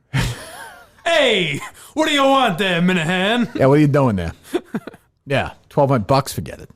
Forget it. It's a fucking joke. This thing needs a new Johnson rod. It's weird. You must know nothing about cars, right? I don't either. By the way, I know nothing. To the point where you've never driven one. I mean, I drove my buddies around a parking lot. Yeah. But to the point where, like, when the make and model is on my Uber, no idea, no help. I'm the same. I don't fucking know anything. Completely hopeless with that stuff. Can you fix cars, Steve? Limited stuff. JP, Hi, who am I speaking to? what you mean? My name is Kirk Minahan. You know who that is? Okay, it's going Apparently well. does. Is there anybody, So maybe yes. Is there anybody we know in the car? Like, I just want to know if, because I made a couple of calls, and every time I said that they would get it for free, they laughed at me. Forget it. We'll do it later. It's fine. Why would they hang up on me? Well, when I say my name, they know that it's like Mike Wallace calling. Yeah, you're running away. It's not good. Maybe Pete Carl got to him first. Ooh, could be. That's a good thing. Think Pete Carl's take office hours right now or at Emerson or no? I don't. I'd be willing to bet not. I bet he strikes me as more of an afternoon. I don't know. Professors in general You seem read like the book. office hours midday. Valentine's Day is right around the corner. We know finding the right gift can be stressful. That's why our friends over at MVMT Movement Watches have done all the hard work for you. Best-selling watches, jewelry, eyewear styles, and the perfect Valentine's Day gift box sets for him or her. There you go. Great watches. We wear them all the time. We'll be wearing them at Madawaska this weekend. You get a clean, timeless watch with every watch order. You also get a free extra watch strap and free gift box already packaged together for you. That's their Valentine's Day best-selling style prepackaged combo right there. Get it done. You get a pair of glasses as well, all in one. One and done gift made easy. You get 15% off today. Free shipping, free returns by going to MVMT. There you go, Steve. I'm looking at it right now. .com/Kirk. You can probably talk about it, Steve, if you like, as opposed to showing me your watch. I got this nice rose gold with a leather strap. It's more of a classic look, less modern. I like it a lot. It's very comfortable. Good, excellent. Well, see if it can handle the hard weather. It shouldn't be an issue, right? You've been wearing it all not winter. at all. Yes. Good. You're wearing in the warmth last week as well. Yes. It's a watch for all seasons and all All weather. climates. And it looks really nice, by the way. It's just a nice, stylish look if you want to just step it up a little bit. MVMT.com/Kirk. MVMT.com/Kirk for your most stress-free Valentine's Day gifting yet, which is what, a week from Friday? Is that right? Yeah. MVMT.com/Kirk. Do it right now. Get 15% off and do it today. Tell them that the Kirk Minahan Show sent you. I think we did okay yesterday at the Wilbur, Steve, real quick. Yes, I think we did. I think we can envision how the show's going to go. I think it's looking more and more real when you stand up on that stage. It's a little surreal, Mike. So you walk in there. So we went up, very briefly, we spoke to, I forget the woman. She was very nice. Taylor, very nice, who showed us. We walked up on the stage. And it is funny. You walk up on the stage and you're standing on that stage and you look and there's those seats. Yeah. It's not massive. Of course, it's an older, intimate place, but you're like, holy shit. Like, It's a big, I've been in the first few rows of seating and just looking back. when you're standing on that stage, you're like, oh my God, we're going to be doing this. This place is going to be full of, it's going to be bizarre. I'm almost glad I wasn't there because that'll be very unnerving. Well, we were all glad you weren't there. You were doing God's work at the time. Yes. You were trying to roll under a truck. Harassing Wally the Green Monster. I thought it was a perfect Wally. But it was funny. I actually got a butterfly or two. I was like, oh my God, we're gonna be doing this live in front of these people. Look at you. Not Getting nervous. not that far away either. Closer than you think by the time we're done with Madawaska. What are we at, 5 months? 4 or 5 Yeah, months? something like that. We're trying to figure out, the configuration of the show and stuff. Pyrotechnics, that's true. But it sounds like, my guess is we'll do a somewhat, not like rehearsal, but we're going to do some musical. A walkthrough of sorts? Well, there's a lot of music involved too. So I think they're going to want to do stuff. It's not going to sit there and, you can even do your stand-up first if you want. I want to hear it, but you want to give it a little test run. Okay. And then we'll do some of the show stuff there. I think that we don't know. Maybe that afternoon? I think we're going to get a rehearsal in advance of the day of. Advance in the day. Okay. Yeah. Yeah. I saw when we walked in, it said no cell phones or pictures or video allowed by the audience. The Benefans I was will like, that'll respect definitely that. be followed That'd be broken, yeah. that sounds Well, we like could do that'll the Chappelle thing and have them lock up their phones or whatever. Yeah, what did Pete Davidson do? Well, Pete Davidson has you sign a non-disclosure Yeah, NDA, agreement we're going to do that. $1 million. We could sue you for $1 million. We made a great revenge move. We got $1 million from each person there. It'd be great. It'd be better than the pizza doesn't seem thing. so bad I now, tell you, does it? Barstool would be impressed by the revenue. That's true. So walk me through this. So we announced. So a week from today, the tickets go on sale. Yes. Whew. Get your right. Clear your schedules. What is the? I saw some concern. As always, you can't win. People are concerned about this meet and greet. Yes. Is this a real cash grab? I don't really want to participate in it if it's this gross thing. Well, don't roll your eyes at me. Traditionally, what people have done at the Wilbur is there's 200 seats that are set aside as the premium seats. They're on the ground floor, the closest. And the other people say if you buy those more expensive tickets, then you get a meet and greet afterwards. Okay. And so as the people are filing out, So the they meet and get to greet meet is not Kirk, get shirts it's not autographed, extra that kind of money. thing. We're not charging any extra money. We're not charging any extra money, but the people who buy the more expensive tickets get the meet and greet. Because if you're going to stick around and meet all 1,100 people who go to it, that becomes a long thing. And by the end of the night, I mean, it's like midnight and you're there shaking hands with the last person who's leaving. So we limit the number of people who actually get the meet and greet to the people who buy you can call them the first class tickets, the people who act the quickest and buy the tickets for the chance to get an autograph from you or something. Separate from that, we've also discussed doing some kind of... I'm more comfortable with this, yes. Yeah, doing some kind of after event, but we need to find a bar or Right, but we're not going to charge people. We're not going to charge people for that either. I think that's what we've decided. Yes, we're not going to do that. No, we're not doing that. So if you go, get whatever ticket you want. You want to get the most expensive one, fine. You get to meet us after, fine. But if not, no big deal.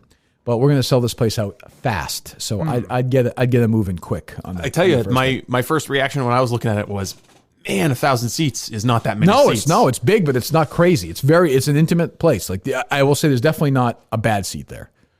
Oh yeah, especially for a show like this where it's like it's not. Yes, if you're up in the balcony is not bad at all. I've enjoyed many comedy shows from up there. Yeah, I mean you can hear it fine, and it's a good old place, and it's going to be. I think we're going to be giving them something different than that place usually gets. That's what I'm saying. So, there's a lot different than anything I've seen there. Oh, there's a couple of podcasts that my dad wrote a porno guys are there, and somebody else is doing a podcast there as well. But for those, I'm not really sure if they do. I'd be curious. I don't know how it works. I never listened to that podcast, but I know generally it's very successful. Yeah, generally live I've listened to podcasts it. like that. Yeah, is it good? No. Well, I don't know, but I think they do. But generally, live podcast is just an episode. They do an of episode, podcast, right? But it's which is obviously what we're not going to do. But that's okay. Like I'd say Saturday night will be a little more traditional. Would be my guess. A regular episode, sort of with some goofy stuff, yeah. But this is going to be. Mike and Steve know I've already thrown some ideas. This is going to be much different than that. Like you will never get an experience like this ever again. It's the biggest night ever for our show ever. Yes. So Snoop Dogg had 2 stripper poles on either side of the stage. Yeah, so we're gonna have 3. I don't think we're gonna have that unless Mike's mom is. That's. I'm just trying to. Would your mom be willing to do that? She might. Okay, if your mom is willing to strip on the pole, that would certainly help the seats. I'll ask. Yeah, well, it's a reasonable Can't ask. hurt to ask. Yeah, what's the worst thing? She might say no, but she might say yes. Right, that's the thing. There's no harm in brainstorm. Amazing if she said yes. She's like, yeah, all right. All right, fine. I like the show. I'll do it. Secretly, she's been taking exercise pole dancing classes. She's been let off the hook a lot lately. I know. Let off the hook. I didn't even think of it that way. Let off the hook for errors. That was another one. But speaking of pole dancing, that asshole Charlie Kirk again. I don't know who this guy is, but he got me riled up yesterday. What are we doing? Jesus. He said he was like, Jerry show here. Relax. He was like, boy, the NFL really I hate that. misogynistic. I hate with, that stupid with thing. those ladies pole dancing. I know, so dumb. Like you can't, you really can't have it both ways. Like Right. just so what? So they danced around.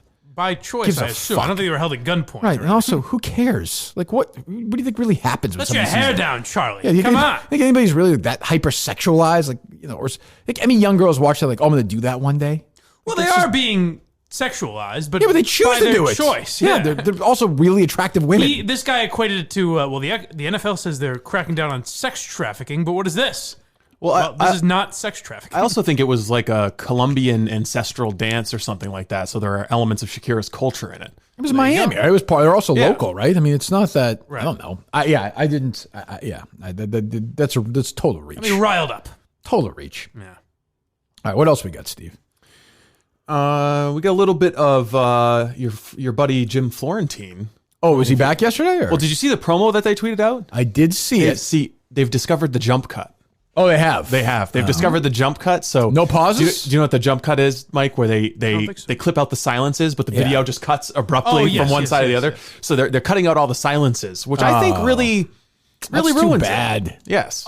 Of the promos? That's too The bad. promos But that not they're tweeting out. So now they're spicing them up by putting. I don't like hearing this. They're putting in screenshots of like a Facebook page when he's talking about a Facebook page. Okay. So it cuts all around, and you miss the nice juicy pauses that Florentine that's has. disappointing.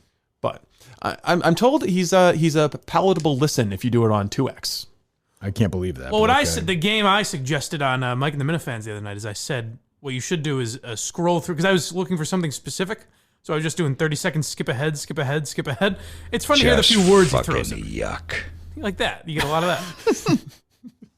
Let me hear him. All right. So he's this is a new one for him. He's talking about Facebook. You really, at this point, like especially with this year coming up in this election, how nuts it's going to be. This is a good time to just kind of get rid of your Facebook page or just lock it down and you can't see anybody else's posts or whatever. If you just want to, post your pictures of your kids, just simple stuff like that. But it's just going to be insane. You're going to have one friend that's on one side and the other on the other side. It's just going to be craziness. And besides, it's like everybody's just competing. That's all they're doing. The audio's good. They're what? Competing. Oh. They see somebody's getting some attention on some posts, and then they got to try to get attention on a post. If they don't, they feel bad. It just makes you feel bad most of the time. Why does this guy have 573 friends and only have 287? How come this guy hasn't taken, Why does he just say the most obvious thing every time? It's so weird. Well, because that's what's interesting about it. Oh. It's been 3 days. Is he mad at me? It's all this shit. It's just unnecessary drama in your life. It really is.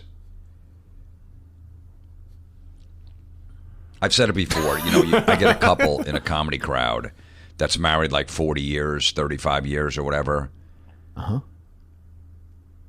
And I ask them if they're on social media, like, nah, I'm not. Nah, I don't do that stuff. What do you say? Or maybe the wife is because she wants to see pictures of her grandkids. That's it. And they're totally in love. They got a connection. And there's no unnecessary drama in their life. This just brings drama. You constantly, everybody, you go. So I just saw somebody post. I can't do it. I have to say, I like it. So that's better without. So that's without pauses. That wasn't the promo. Yeah. No, I was playing a cut from the podcast. Then he's talking a lot faster.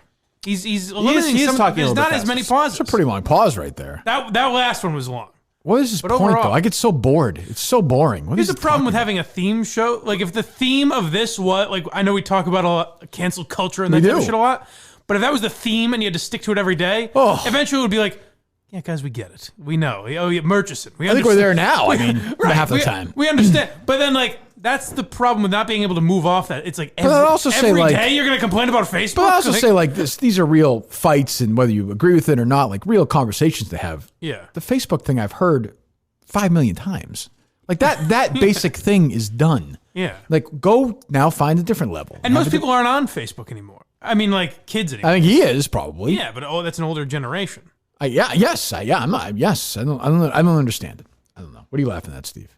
Just Jim Florentine. Jesus. He's a funny guy. I want to know whose job at Barstool it is. I think Robbie Fox is cut the working with pauses him. out. Robbie Fox is always tweeting out his stuff. Yeah, he tweeted how much he likes him, too. So Yeah, he must yeah. be doing some work with him, because there's no way he actually believes that. Right. This is not possible. Right. Like, nobody, you can't think that thing's funny. It's a disaster. It just is. He'll be gone in like 3 months, I would think. Even Portnoy didn't fight with you on that. No, I think he like, knew. he was like, I think they have plans it's to funny. expand him into doing the metal show that he used to do. That's for sure. That they mentioned the first day he was on. Well, do that. I mean, there's a Yeah. base for that. Yeah. Do that, but don't do this. Who would listen to that voluntarily? I don't know. Other than us, and even then, even I This was like, woman- oh, Jesus, Steve. Rachel. What'd she do? He's fine with her, I think. So here's the results of the Santa test. Rachel is a real fighter. After everything she's been through, she is stronger than ever before. There is nothing that could stand between her and the happiness of her loved one. Hold She never asked for much. hold on. I bet you there are things that could stand between her and the... You think? Yes, I do. Like what? I don't know. Always tries her very best no matter what. She's a real force of nature. Beautiful and powerful. Okay. She could move mountains if she wanted to. Well, give it to me. Yuck. Just fucking yuck. What's he so mad about? You can move mountains, really? Yes! See, I like him. I gotta say, is Jim not aware of hyperbole? Like, once in a while, you gotta let people slide on just exaggeration. The use of the human I gotta language. say, I don't think Rachel believes that she can move a mountain. Right. If she does, by the way, good for her. We all have the gift of language. Like And you we're said, all able there to is room for communicate. exaggeration in this world. Yeah. Yes. Every one of them. I'm sick of looking at people's hiking pictures. Wait a minute. Wait, is that it with Rachel? Them this is the bragging same clip. that they're active and they like to be outdoors. Boys all Because over I know a lot of people that don't like to go outside. You know, especially people that live in warm weather cities. You know, they don't like getting out at all. Beautiful day, 85 and sunny, no humidity. Nah, stay Oh, he in. got me. He got me. I thought he was being serious for a second. Oh. I don't want to see any more fucking hiking pictures. I don't want to see you on the top of that mountain. You could have just stayed home and photoshopped that fucking picture in. Easily. Like, what is he accusing her of? What's going on here? Who's Rachel? What So did she move do? those mountains for me, will you? She's not Rachel. She's not you serious, can move Jim. them. She posted a motivational quote and picture. Can you move that volcano in fucking New Zealand that See, just went off? and killed 15 I told people? you. I knew Can you it. move I that knew mountain it. out I of the just way knew it. so it doesn't fuck with people again? How about the fires in Australia? When it erupts, can you do that? Be Because great. that would be a big deal. Be great if that post was about someone like fighting I'm cancer. surprised I haven't contacted She you can move about mountains. that. She can beat this. I'm surprised Oh, someone didn't really? see this post. She's gonna move mountains. That, you know, your online personality test from Santa. And, you know, they flew sorry? you over to New Zealand on a fucking private jet. What? So you can go move that mountain. She's Can not- you do it? You're too hung up on this, Jim, she can't do it. Jim, get past it. Why didn't you volunteer when you heard about that? Yeah. Go, you know what? I should contact someone over there. I'll move that for him. Hold on, Steve. Like all these guys. Bill Burr finds that funny. Bill Burr is good friends with this guy. I understand that, but if he was saying that to him, he would laugh, like genuinely laugh, like that would be in his brain thinking it's funny. Maybe, I guess so, yeah. Like if you were at a show and he did that act in front of you, you wouldn't laugh, right? No, I would not understand that. I've got to assume his stand-up is much better. Why? It's his brain. I guess, but it can't be this. What's him riffing? Like I don't understand it. Again, it's the problem with when we look at Facebook episode 38 of this series. It's like, all right, Jim, I think you've covered it all. Look, we get it. This guy Some did. people This are guy, ridiculous. This guy did Crank Yankers. I know he did. I know he Come on, did. like cut him some slack. Does he have more on Rachel or no? He might be more self-aware than we think. If it's a bit, it's unbelievable. I'll give him that. It's not break. It's captivated us. Yes, for sure. And that's about it from what I heard. I saw a picture of a guy and his girl on top of a mountain with the great view in the background, of course. And he wrote, You really liked so it. this is what we did before 8 a.m. this morning. What did you do? Oh, what'd you do? A dick. Yeah, what'd you do, Jim? Way to rub it in that you got up early and got some exercise in. What did I do this morning? Yeah, I slept in. I knew it. And had a vivid dream I was fucking Scarlett Johansson. Oh! I'd say my morning was Oh, you like better. that, Steve? I do. I'm in. I'm Yeah, I in. would That's a say hot so. piece of ass, right, fellas? Steve liked that one. I'm in. I'm in on Jim. This guy's comedy appeals to Steve Robinson. I mean, this Santa test has everything in here. What are we to make talking this about? woman the perfect woman. Some kind of test She's and an been through emotional some stuff, but has come out on the other side a better person. Yeah, let's talk to her family members and boyfriends and ex-husbands and see if she's a better person or she's still fucking bitter. Well, if she is, though. She's powerful, beautiful, never asks for much and tries her best all the time. Whoa. It sounds like the other woman that fucking hugs trees. What the fuck is wrong with him? It's crazy. Are these people Every that Jim box is follows checked or just here. random? I don't know. people on No, Facebook? people said it to him. He's explained. He did when we were down in Miami. He did Barstool Breakfast, and they're like, "So, what do you do for your show?" And people send him Facebook posts. Well, I'd hate His for fans. I would hate for our fans to send him posts like about Mike or something, or I don't want you to do Right. So no, my friend's fucking his mother. that. Yeah, I don't want that. But what I don't. So now he has no context for these. So he's taking people. Well, I've who got- are I mean, saying I've got to start fairly the cut innocuous somewhere. things, but also he doesn't know them. Well, you don't doesn't know. their Well, you don't life know. or what Well, you they're don't know talking Rachel. about. You don't know if that's true or not. I don't know Rachel. Nor She does took that he. test. I mean, she took the test. That's kind of She my can point. move mountains. All right, I got a little bit more. It sounds ridiculous. There's more. but- The Black Plague. Wait a second. Oh, yeah. I gotta be honest with you. I'm kinda rooting for the plague. You know? People stink. Literally. I was at the butcher the other day. And I seen a guy I grew up with. And he's like, hey, come hither. So, I went hither. And I got close to him. And he smelled real bad. You know? He smelled like a moat. And we all know what a moat smells like, right? The dude probably only bathes once a year. It's like, dude, you gotta bathe twice a year. You know? It's probably why he's gonna get the Black Plague. You know, they're telling us now, if you put flowers in a mask, that'll help you not get the Black Plague. Saying Black Plague. That doesn't really seem to be working, you know. All right, well, listen. I guess Even this Dan, Jim Florentine's losing me a You little. got off to a good start. I appreciate the effort. What's crazy, Mike, is, not tomorrow, but for the first time in forever, 2 days from now, I'll be looking over to somebody else in that booth. It's going to be weird. That is going to be really strange. I've been thinking about that a lot. And it's like, so you knew, like when Cullinane filled in, you knew Cullinane a little bit. Yes. I knew him a little bit. You know this guy better than I do, this other guy. You guys know Matt. A little bit, but not really. You know him through song. I never met him. I don't He's think. made love to your ears with classics like True. Rape and But Mama I- Gary's Tears. I don't think I know him, though. I've never met him, I don't think. You did meet him. When? Last week. When he was here. I didn't meet him, though. Or 2 weeks ago. I don't think I talked to him, did I? Tell you what, it's going to get even weirder on Friday when DEC's here as well. That'll be real weird. For sure. I'm not really sure what his role is, but Sound effects guy. I guess. Wacky noise Well, if two producers, they'll feel like a real big-time whiz-bang Yeah. radio operation. That's true. Two huge stars producing the show. It's also going to be, so I wonder, I mean, maybe Matt will talk a lot more than we predict, but I hope not. you and I have never had like a one-on-one conversation. No, before. I don't plan So for that to This happen. will be uncomfortable. No, you know me. I'll be turning to him right away. Right. Yes. You better be ready. You guys have a one-on-one conversation every time I take a pee break. That's true. That's true, I guess. And it's awkward. Maybe that's why you guys hate it so much when I go to the bathroom. Could be Maybe. it. Could be I don't it. think it's that bad. No, it's fine. We've had one-on-one conversations in your podcast. That's true. Yeah. Yeah, that's right. At in the old meter booth where I started my career. Those were the days. Yes. That was that 3 or 4 years ago? Who would have thought? If I had said that, hey, you and I want to get out of here, go to a studio in Watertown.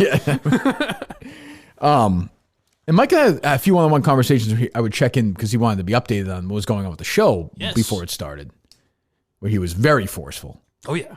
Forced my way in here. Like, I don't know, so I just, No just apologies. checking in. I want to know what's going on. So everything good? Or you need any help? Or I haven't heard anything in a while. Call me back. So we'll have Matt here Thursday. Yes. And Matt and DEC Friday. Yes. So DEC is coming down from Connecticut Yes. Yeah. to be here at 7:30 or whatever. I think he's coming up from Connecticut. Okay, we know what I mean. Up from Connecticut, and so he'll be on the road like 5 a.m. Yep. And what's he going to do? I think he's going to shadow Matt, learn the process, just in case we ever need to use him in advance. What happens if you have the flu or something? Well, I mean, right now, Matt and DC would be our lead candidates. But for like a long time, like say they had like for a real solution for you're going to be out for 2 weeks or something. Yeah. I mean, it'd be a scramble. Justin? We'd find somebody. Yeah, I think Justin would probably be one of our lead candidates. Yeah. Jesus Christ. Oof. God. Celebrity talk? Maybe more valuable than me, Steve. Jesus. What happened if I got the flu for 2 weeks and we needed to do shows? If Barstool's like, no, we need the shows. You think we'd have somebody fill in for me? We'd probably just tape you wheezing. I mean, honestly, you think somebody would like fill in for me? I think it'd probably be easier if we just taped you vomiting. That's probably Well, if Barstool said we need someone to fill in, then it could be like Kevin or Dan or something, maybe. Oh, I only gonna do it for 2 weeks. Yeah, I was just saying. No, 2 weeks now. I think we would just not put out Halt production? Yeah, we would halt anything going out on the RSS feed and try and fill the Minifan content vacuum with Mike and the Minifans and Yes. some Periscopes and that kind of God, thing. do you feel confident this guy Matt will do the job? Yeah, I do. Oh, okay. Yeah, no, I think he's highly competent, and I mean, I've set up an idiot-proof system back here. Okay. So I is he did going to tell- Madawaska? Yes. Yes, he will be. Is in he going with Madawaska. you from up there, or is he? No. So you're both just leaving? Is the Warthog and Justin going to pick you up here and just go? To my knowledge, yes, I believe so. Let's You wait are 10 minutes until the show's over, okay? Say again? Wait a few minutes when the show's over, so I don't have to see them. Oh, of course. Thank I you. understand. I do that, yeah. appreciate You're it. gonna have to wait a little while, anyways, because some of I have this to wait for equipment. Matt, right? Yeah. Well, some of this equipment is going to have to be packed up and brought to Madawaska. Oh, you guys are you're bringing gonna- that? You're gonna have a sensitive package to carry. All right. That's going to be quite a journey. You have to video that as well. Yes, I plan on it. Same with Steve. I mean, there's going to be same with me. How many celebrities do you think Justin can name on the drive to Madawaska? Oh, my God. Jesus. I mean, he got through 150 in an hour, so I don't think we could get upwards of 1,000. Why is he going? Did he pay for a ticket? it's a resounding endorsement. I mean, I'm just, Warthog's going to be there. I think, is he helping Steve with stuff or no? Do you have a paintball gun? I don't. Oh, yeah. What happened to that? Anyone's welcome to bring one. If True. people bring a paintball gun, I will use it. on Well, him. if he doesn't bring the paintball gun, we're gonna have to use Breadline Callahan's. But he's, All right. And it doesn't shoot he's paint. helping Steve out? He's going to help you out? Okay. Yeah, I mean, He's helping with the ticketing and stuff, right? Oh, okay. There's going to be stuff for interns to do. Yeah. Okay. Are they Anytime both you're- going?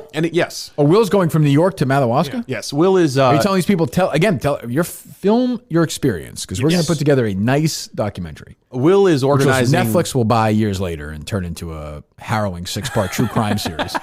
Will is organizing the night fishing.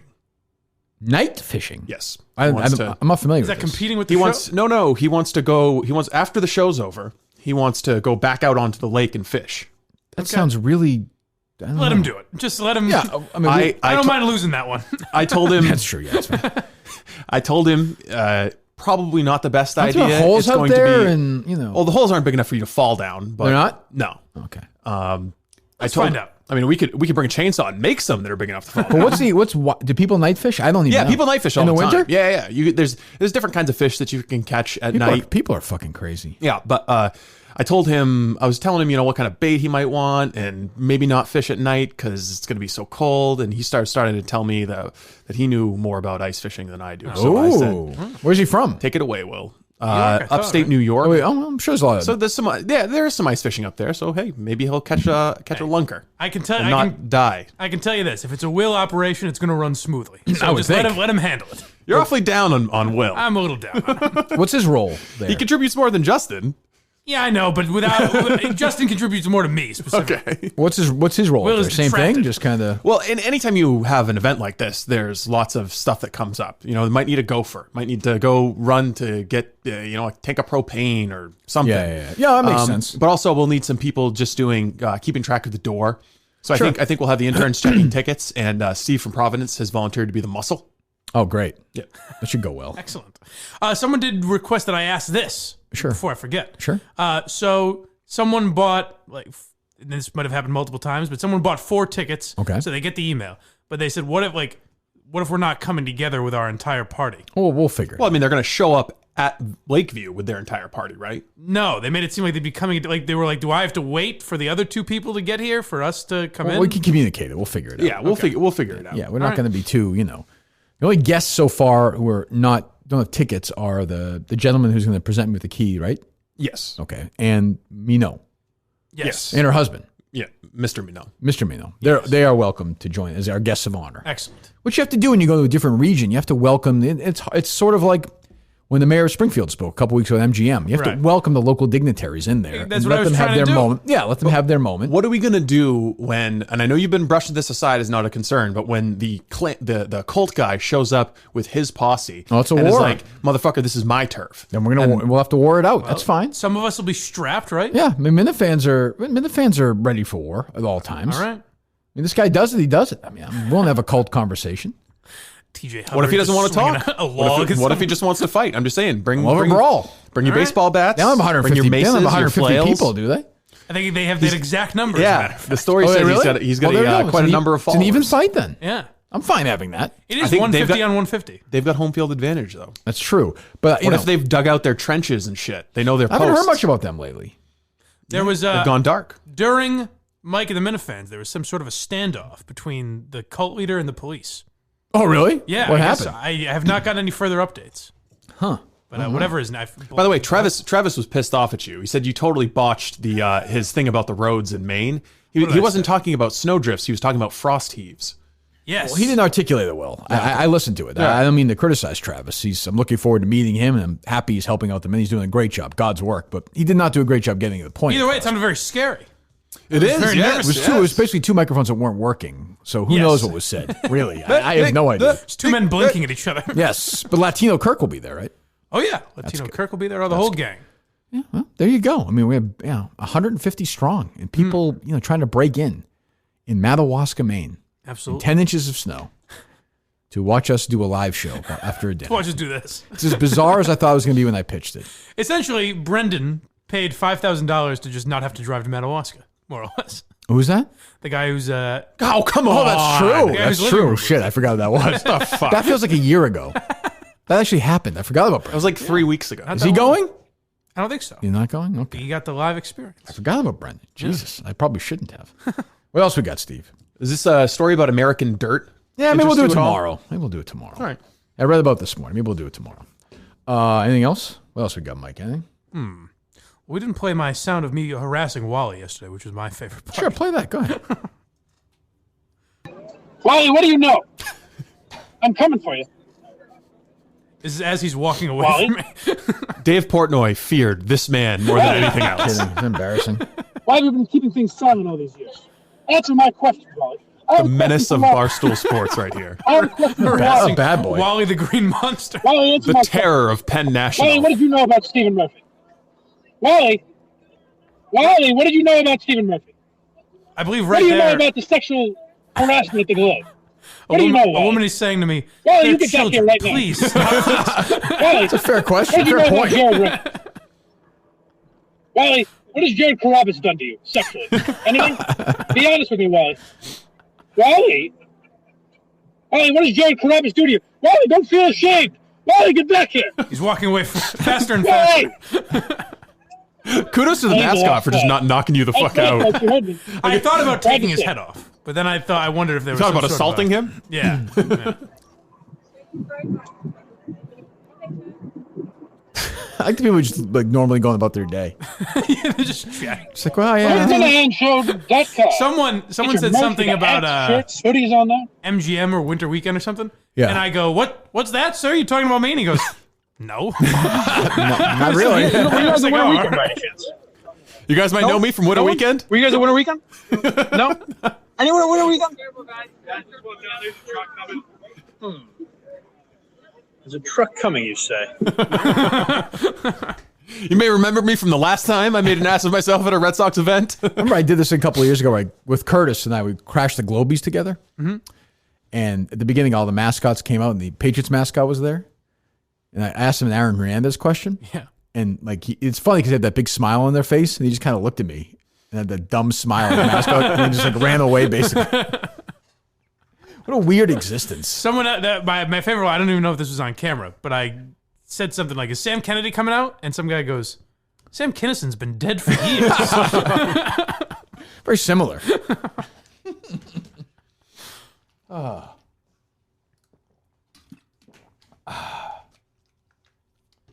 Yeah, what else? I had something else.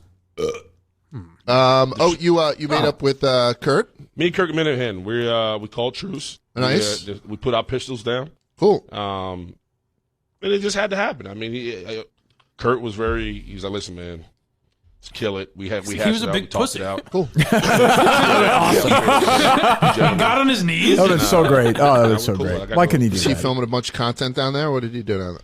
What did I think he did his podcast. Oh, cool. He did I saw Wallow and the $1 million worth of game guys were down there. Wallow and Gilly are the most out of control. Is that it? I mean, I don't know about these fucking guys. It's not their podcast. Well, they're out of control. I saw those guys around a couple of times. I didn't know what to say to them. They seem nice enough. I don't know. Feels like their heat has died down a little bit at the Barstool, though. Maybe I'm wrong. Well, this is big Jim Florentine buzz. And they got that new football podcast, too. Oh, yeah? Bussin' with the Boys. Bustin' with the Boys, which That's they right. announced on Friday. Yes. Thank God I did CCK on Friday because those guys were on announcing their podcast with Dave and with Riggs, and I was like, oh, I mean, I have to pretend like I'm going to listen to this thing. I'm sure My it's guy, fine. I mean, you got bumped for Dr. Oz. oh, my God. Did you get pumped or did you Well, no, choose I was to? like, Yeah. I'm good. Kevin's like, we're going to talk You know to what? You might have had an interesting... He was talking about like the Hernandez I know. documentary. I think they were going to do that. It actually might have been interesting. Because the way he pitched to me was like, we're going to do like a thing of talking about Feidelberg with Dr. Oz. Yeah, And yeah. I was like, well, I don't give a fuck about that. Yeah. But it was fine.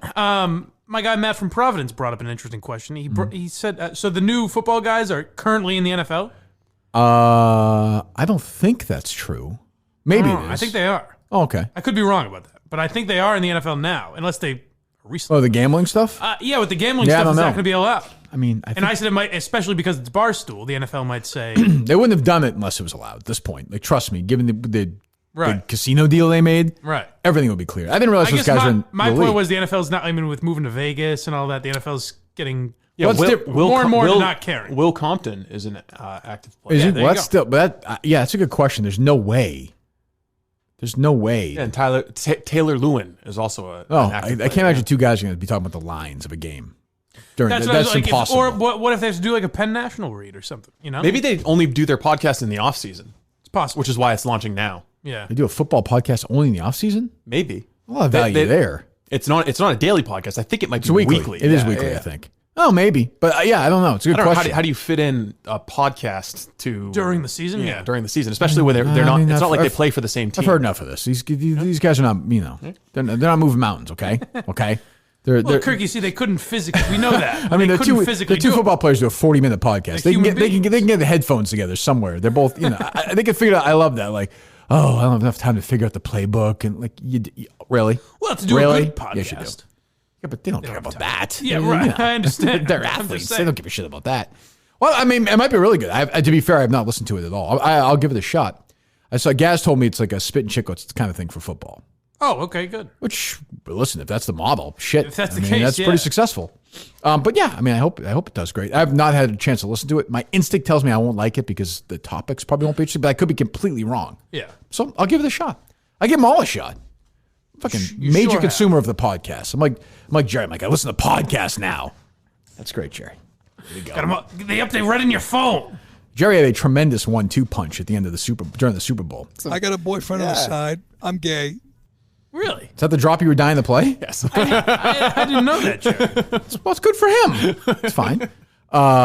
He first did something like during the halftime show. He was like, when I was younger, all we had was a Playboy magazine, because the girls are so hot. And then he Is he saying hashtag. he was jerking off during the halftime show. Then he did hashtag halftime, which That's good. is a Mike Geary move.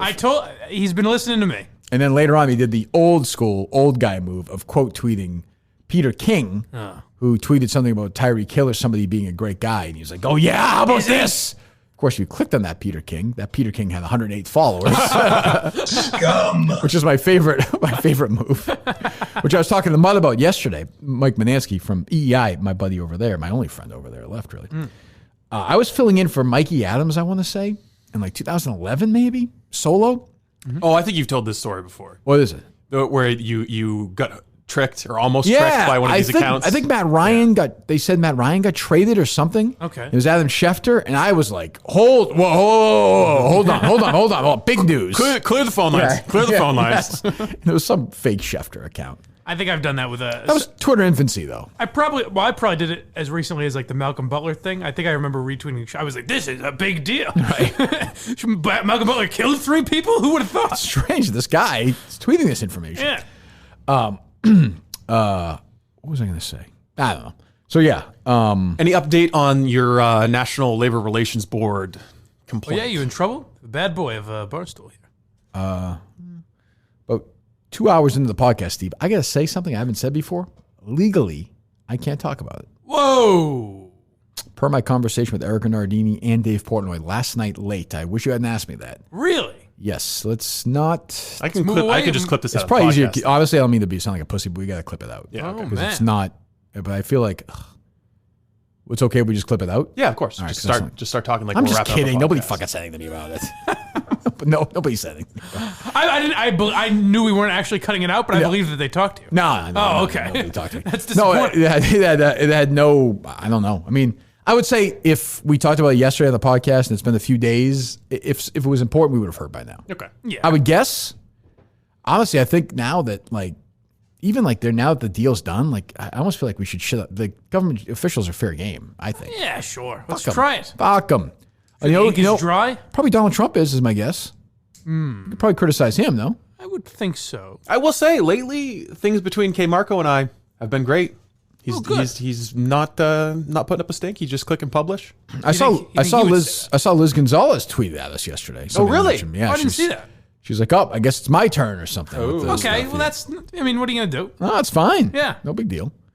And then, so but K. Marco put the ringer thing up, no problem. Yeah, he did, yeah. It's good. I get some nice feedback on that.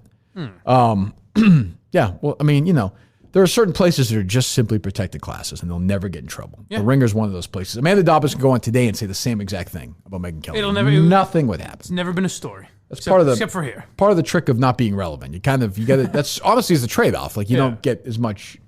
When stuff is good, you get no credit. When things are bad, no one pays attention. But well, you know what? As much as would you consider Bill Simmons relevant? No, because I was going to say he could get away with it too. Yes, I don't consider him relevant anymore. I mean, he's super successful and rich and has a huge has a following, but I don't consider him relevant in my day-to-day life of the stuff I consume and follow. Well, I mean, when was the last time anyone came up to you and was like, "Hey, did you see what Bill Simmons Never. said?" I don't mean never, but years and years and years. 20 years ago, my buddies and I would email each other Simmons stories in his, I'll be honest, I didn't know who Bill Simmons was until you started talking about it. I believe Really? it. I believe that. It's him. I believe it. I guess that's true. But also, when I read him, the most was, I used to subscribe to him on Digital City where he would email his stories to us. I think I was number 350 or That's something. how a lot of the early internet columnists started. Was just And emailing my shit buddies, around. and I would tell my buddies about it, and they would tell their buddies about it. And I give him credit. He wrote stuff like that, like I read yesterday, and other stuff, and gained a massive. He's not dissimilar in some ways From Portnoy? from Stern. Oh. And in his peak, he was not as crazy as Stern or as popular, but he has changed. He has looked at it and said, it's not worth it. It's just not worth it. I had this sort of debate with somebody last week. Might have been Clancy. I think it was. Oh, on the radio? We had a caller and somebody's like, Yeah, you're yeah. dumping on Stern. You're a complete Stern ripoff. Yeah. And I was like, no. The same thing we said a million times. And Clancy and Feilerberg were both like, I don't know if he changed purposely or he just slowly changed. And to be fair, I wasn't there's listening. a touch of both, but I think there's more purposeful. Yeah, I think it's more calculated too. But I truthfully wasn't listening enough the last few years. I don't listen to Stern on the live channel anymore. Yeah. There are characters I'm sure on that show I've never heard. I bet you I haven't listened to Oh, Stern's certainly. show in 5 years. Well, I listened to the entire Hillary Clinton episode. Well, yeah, but that's not the show. I listened to the Don Imus stuff. Right. Yes, but I mean the day in day out So show. that's the weird thing is that I'll still hear stuff once in a while, and this is the kind of go-to example because it's the only one I can pull out of my ass. But they had Richard and Sal wear a diaper do for dumb a day, shit, and right? They do weigh dumb it shit like or that something still. like that. Yeah. So they do stuff like that, which is almost. But even that more, is like it's almost more. It adds to the mystery. Right. But even that is oddly safe. Yes. It's not. It's not. Yeah, you know. yeah. You're not going to get in trouble for that. I think the Wendy Williams thing was. This was like 7 or 8 months ago. Yeah. Like that. And that was deleted from. They Wiped scrubbed out it completely. entirely. But that. So my point is, if he's changed so much, well, that's still in his head. Yes. I think how much is he really? That's where I think it's more calculated. I wish I remembered that. I thought I didn't remember that talking to those two guys. Where he called her every name in the book in that weekend. CBS Sunday Morning, which is like for 90-year-olds, did a profile on how soft and changed he is. Well, also, what Stern would have done in 1994 is if Stuttering John trashes him on his own podcast, you have him on and you just rip into it. If Artie Lang says he wants to come on after 10 years of... That's the weirdest thing. Because you have Artie Lang on. You have Gilbert Gottfried on. Well, the weirdest thing, but I can even understand him not having Gilbert on. I don't agree with it. I love Gilbert, but he just doesn't want to do that comedy anymore. So I get that. That's a calculated choice that I don't agree with, but he's made it as a businessman. Yeah. But Artie wants to come on and loves him. Apologize. Yeah, it's that is weird. And maybe down deep he's really doing it maybe because he thinks this is going to be a trigger for Artie and it'll get Artie upset. I believe the reason he's doing it is then people hear the chemistry Artie and Howard have and say this should be the show again. There's also probably some of that too. Yeah. Maybe. I don't think we're going to get Gilbert Gottfried. Why not? Gottfried. Gottfried. Godfrey. His all right, go ahead. Hold on. Give it a second, Steve. I just want people to stamp it. Got it. Gilbert Gottfried? I said Gottfried. You did not. Did you hear that? You can go look at all the booking emails I've sent out. It was Gottfried. All right. That's what you said. If he's got email Gottfried. proof. So his Warden of the North will have it for us later. He certainly will. He won't edit it at all. His agency doesn't book with Barstool. His Why? agent, his I wonder agent why. is anti-Barstool. This per our great friend Kelly Martin. Oh, that's so Why are you disappointing. going through her? I'm not. I've been in touch with the agency several times and just don't get anything back. So I reached out to Kelly as a measure of last resort, and she said that yeah, this guy doesn't book with Barstool.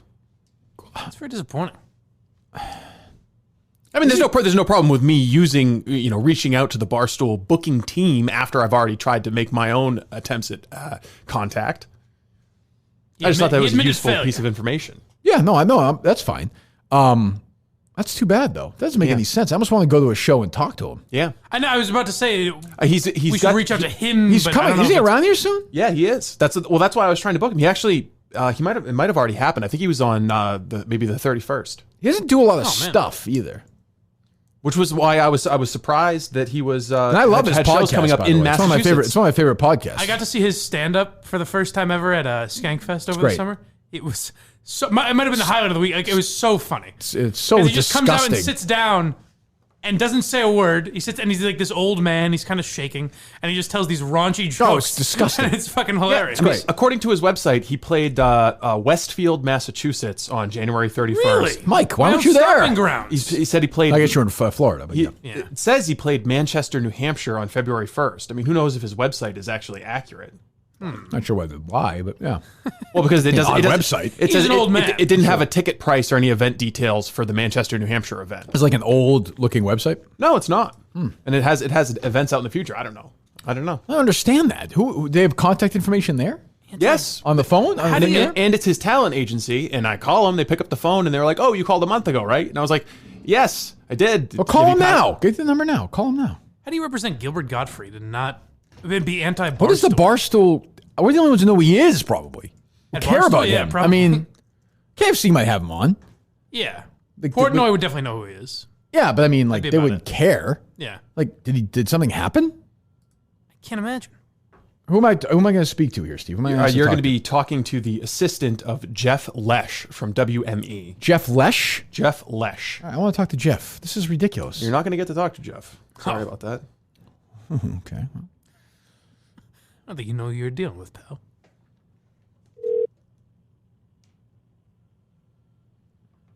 Jeff Lesh's office.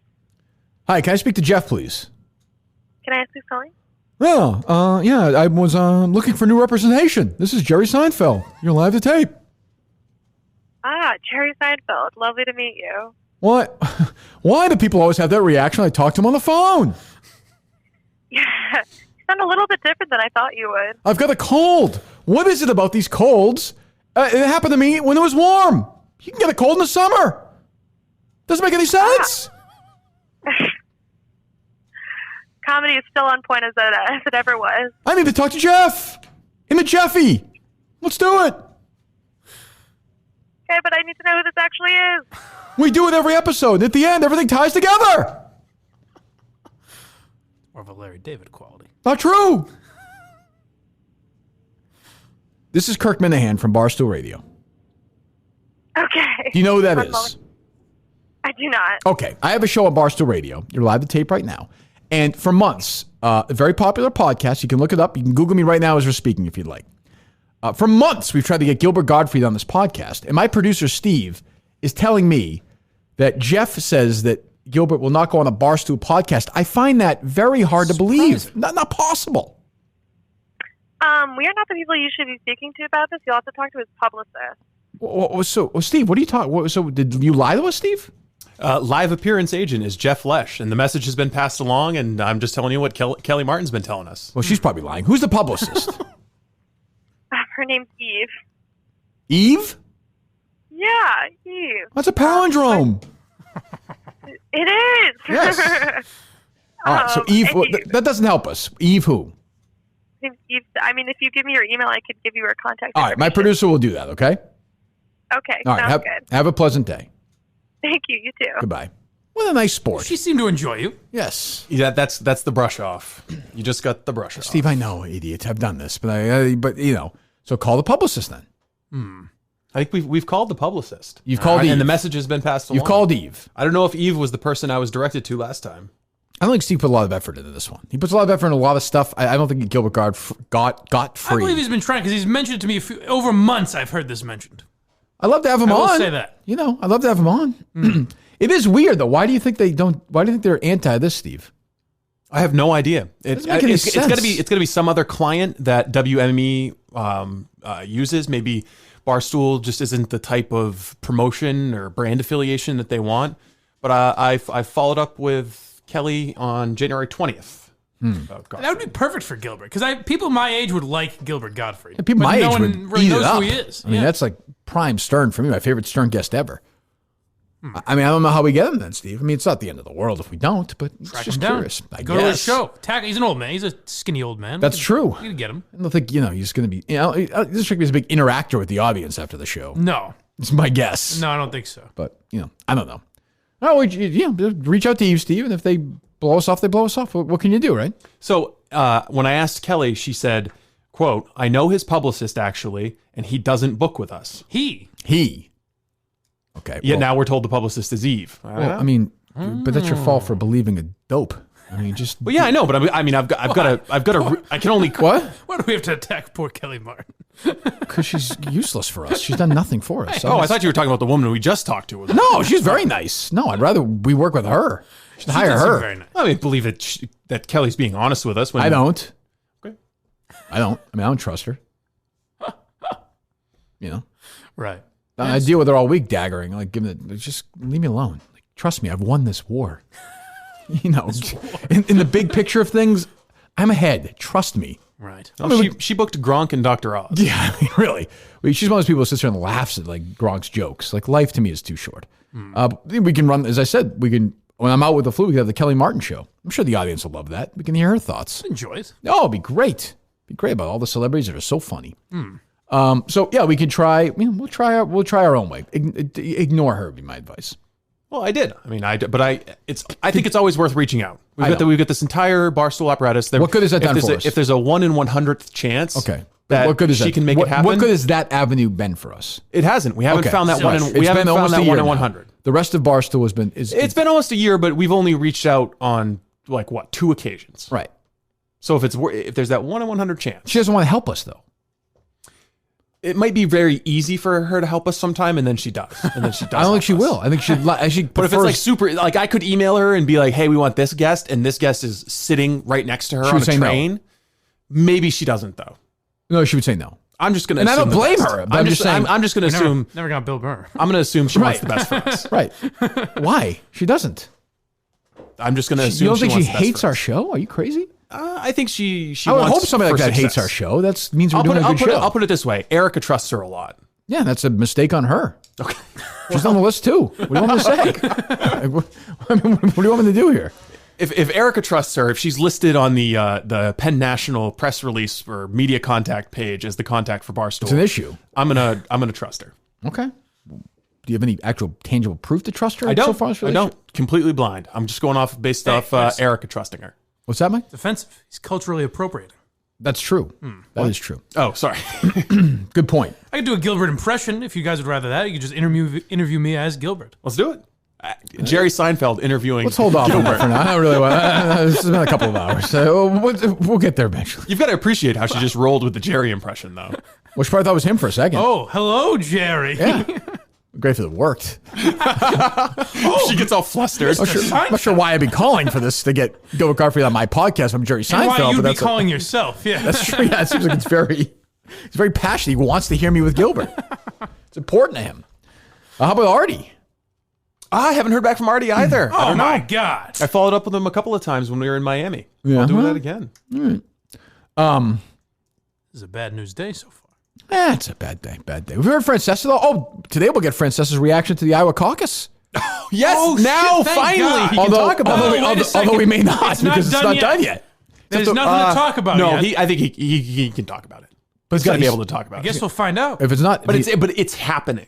If the results, in the process, if the results aren't announced, it's not post game. It's the game has happening, started, but though. The only reason that was the deadline is because he said, you don't know it. You don't know nothing. Yeah, until we the don't Iowa know. We caucus. don't know yet. You're not going to know anything until the Iowa caucus. And we still don't know anything. Right, we don't. He's going to break it down. He should break it down today. That'd be great. Find out. I saw. I have a feeling. Bad day for the Democrats. Not good. Not good. I mean, it's just a bad day. Your app doesn't work. Yeah, you don't have an app work. I have an app. I got an App's app. great. App's good. $9 a month. It's good. I'm not even to tell you. I saw somebody say it was 100. I'm not even tell you how many people download that app. A lot of people download that app. I mean, it's just the idea. You take that, Andrew Marchand. The idea no one. Oh yeah, no one uses my app. Yeah, bad day for Klobuchar. Not good. Not good. 8%. See you later. Bye. This, Elizabeth Warren. Not good. This Ben Yang. I don't know who this guy is, anyways. Ben Yang. I saw Steve from Providence going back and forth with the Scallon Pals Twitter account too last week. Is he? Yeah, I was laughing. He was shitting on them. I forget these shows exist. I forgot. Shame on me. One of them might have been Radio Row, which I didn't even think of. Oh. Like that football show or something. Yeah, would they be though? Sure, they'd spend dumb money like that. Yeah, okay. But that's stupid. I guess Yeah, that's what I that's meant. possible. Yeah. Let's go to a radio.com update tomorrow, Steve, all right? Could do that. Let's go around the world and Around see what's the going on with horn. those guys. Yeah. Someone did message me and say I should have done messing with Miamians down there in Miami. That's true. It's fun. What you did, basically. The guy was stabbed you. Yeah, not a fun bunch. Messing with Madawaskins. Oh, that's in Maine. Yeah, that's still messing with manners. That's true. It's that Qualifies. That's been taken. A piece of the road's been taken. I'm about to pull a real dick move. Okay. I'm gonna text Artie and say, hey, still would love to get together. I've emailed your agent a couple of times and haven't heard back from him. Wow. I like that. Wow, Power move. You're Power crazy, move. Steve. You're a Hey, fucking man. you know And what? then he gets back. Hey. This is the agent. I tricked you. I'm ruthless. What a dick move. I'm ruthless. That's an incredible dick move. You're I going like to email somebody. I like it though. Yeah, do it. Because that is a lot of times the problem. Like you automatically blame these guys. Like, oh fuck Gilbert for not coming on here, but it's always the handlers. Yeah, I don't really. Yeah. Yes. And they're busy and they're doing things, and that's fine. Their top priority is not coming on the podcast, which I understand. I totally get that. All right. Thanks to Tommy John. Thanks to our great friends at Tommy John and Movement Watches, by the way, both this week. Make sure you look at those products. Get ready for Madawaska Minifans. Be ready for the Wilbur Minifans. Be ready for the rest of this week. Am I forgetting anything, Steve? Any other sound you want to react to or no? Nope, I think Mike? we're good. Was it long enough for you people today? God damn it! Don't put this man in a mood again tomorrow. No. They want it to be 4 hours. Be nicer to this gentleman. He tries a lot. I would say the day of the 4 hour of the show is gone. You think? Just about gone. Just about gone. You never know. I wouldn't say that. It's gonna be rare. It's gonna be rare. I think the Goldilocks zone is like 230 to 240. That I would agree with. That's I think the Goldilocks. I mean, we'll get some outliers on both sides for sure. Any updates on this Guinness Book business? Hey, anything, Steve? Haven't heard back from the Guinness Book people. No one will talk to us. It's incredible. Why aren't they answering our calls? Welcome to my world. Nobody talks to us. God damn it. It's true. This one, maybe I'll fight for this one. Want to talk to want you? that Guinness You want to talk to someone? Call Minifan. They'll talk to us. Want to feel better about yourself closing out the show? I'm sure that'll make me feel better. Why are you rolling your eyes, Steve? I wasn't rolling my eyes. Yeah, you kind of You've said that like 15 you're times. very today. sensitive lately. You said that. It's a long time. You've implied that I'm making facial expressions that I'm not. It's going to be nice not to see you for a couple of days. I'll say it. All right? Fuck out of here. He needs a break from us, maybe. It's been enough. He'll be so much happier in Maine. You're going to see Steve in Maine. In his natural habitat. Yes, which is going to be incredible to Allegedly. witness. Well, it's true. Yeah, we can't go to, the Leningrad to do it. Hola. Hola. Hola. Hola. Who am I speaking to? Sean. Sean, do you know who this is, or do you answer that phone every time? Like Come on. Well, I don't know. Come on. Kirk Seamus Minahan. Are you going to Madawaska? Jesus. I am not. Why is that? Can't afford it. It's too expensive. Too expensive. Is it? What do you do for a job? I'm kidding. Oh, no. I'm kidding. We just want to call it. I have a go ahead. I have a baby on the way. I have a pregnant wife, so I can't leave her. Oh. Bring her up. Say again. I said bring her up. Bring her up. Yeah. Jesus Christ, Mike. Pull Okay. Scott Peterson and head up for the weekend. I mean, There what's you the big deal, right? God, what the Hassle fuck? gone. I'm just Such a fucked up thought. Hassle That was gone. aggressive. Eliminate. I'm just saying. Then you get the Far weekend. more You aggressive. get the weekend to yourself, right? I mean, okay, you might go to jail afterwards and all that stuff. You say I'm like a fucked up robot. What an inhuman thing to say.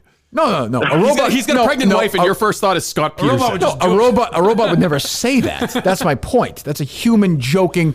Sean, do you think That's that's, good a spin. Sean, do you think I'm being serious? No, I definitely thought you were dead serious, for Oh, sure. well, I apologize Absolutely. Yep. We were I just don't get your humor we at were all. just calling because Mike, Steve Rather is kind of having. He's still sort of in a down mood, and we're just looking for a little pick me up for the end of the day. That's all. So why don't you say something nice to Steve? Steve, you're You have a great personality. You're a totally normal human being. Okay, well, forget it. I mean, look, we tried. I mean, I know what I'm going to say. You going to the Wilbur show? Oh, please. Front row, baby. Oh, there we Absolutely. go. Okay. You're in the Boston area? I am. Yes, sir.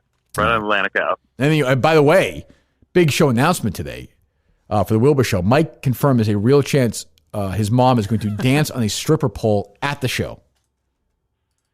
I have aroused feelings at the moment, if I'm being honest. She'll take care of that for you there as well. That's what it's all about. Yeah.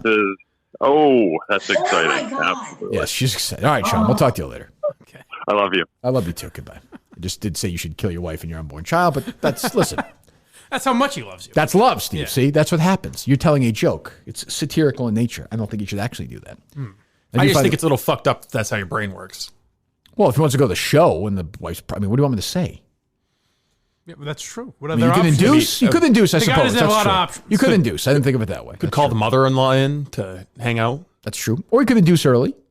Or he could What offer. if it's like 4 months? Well, if it's 4 months, I mean, come on. Then what? Yeah, what's she doing? Not up there. Yeah, 4 months.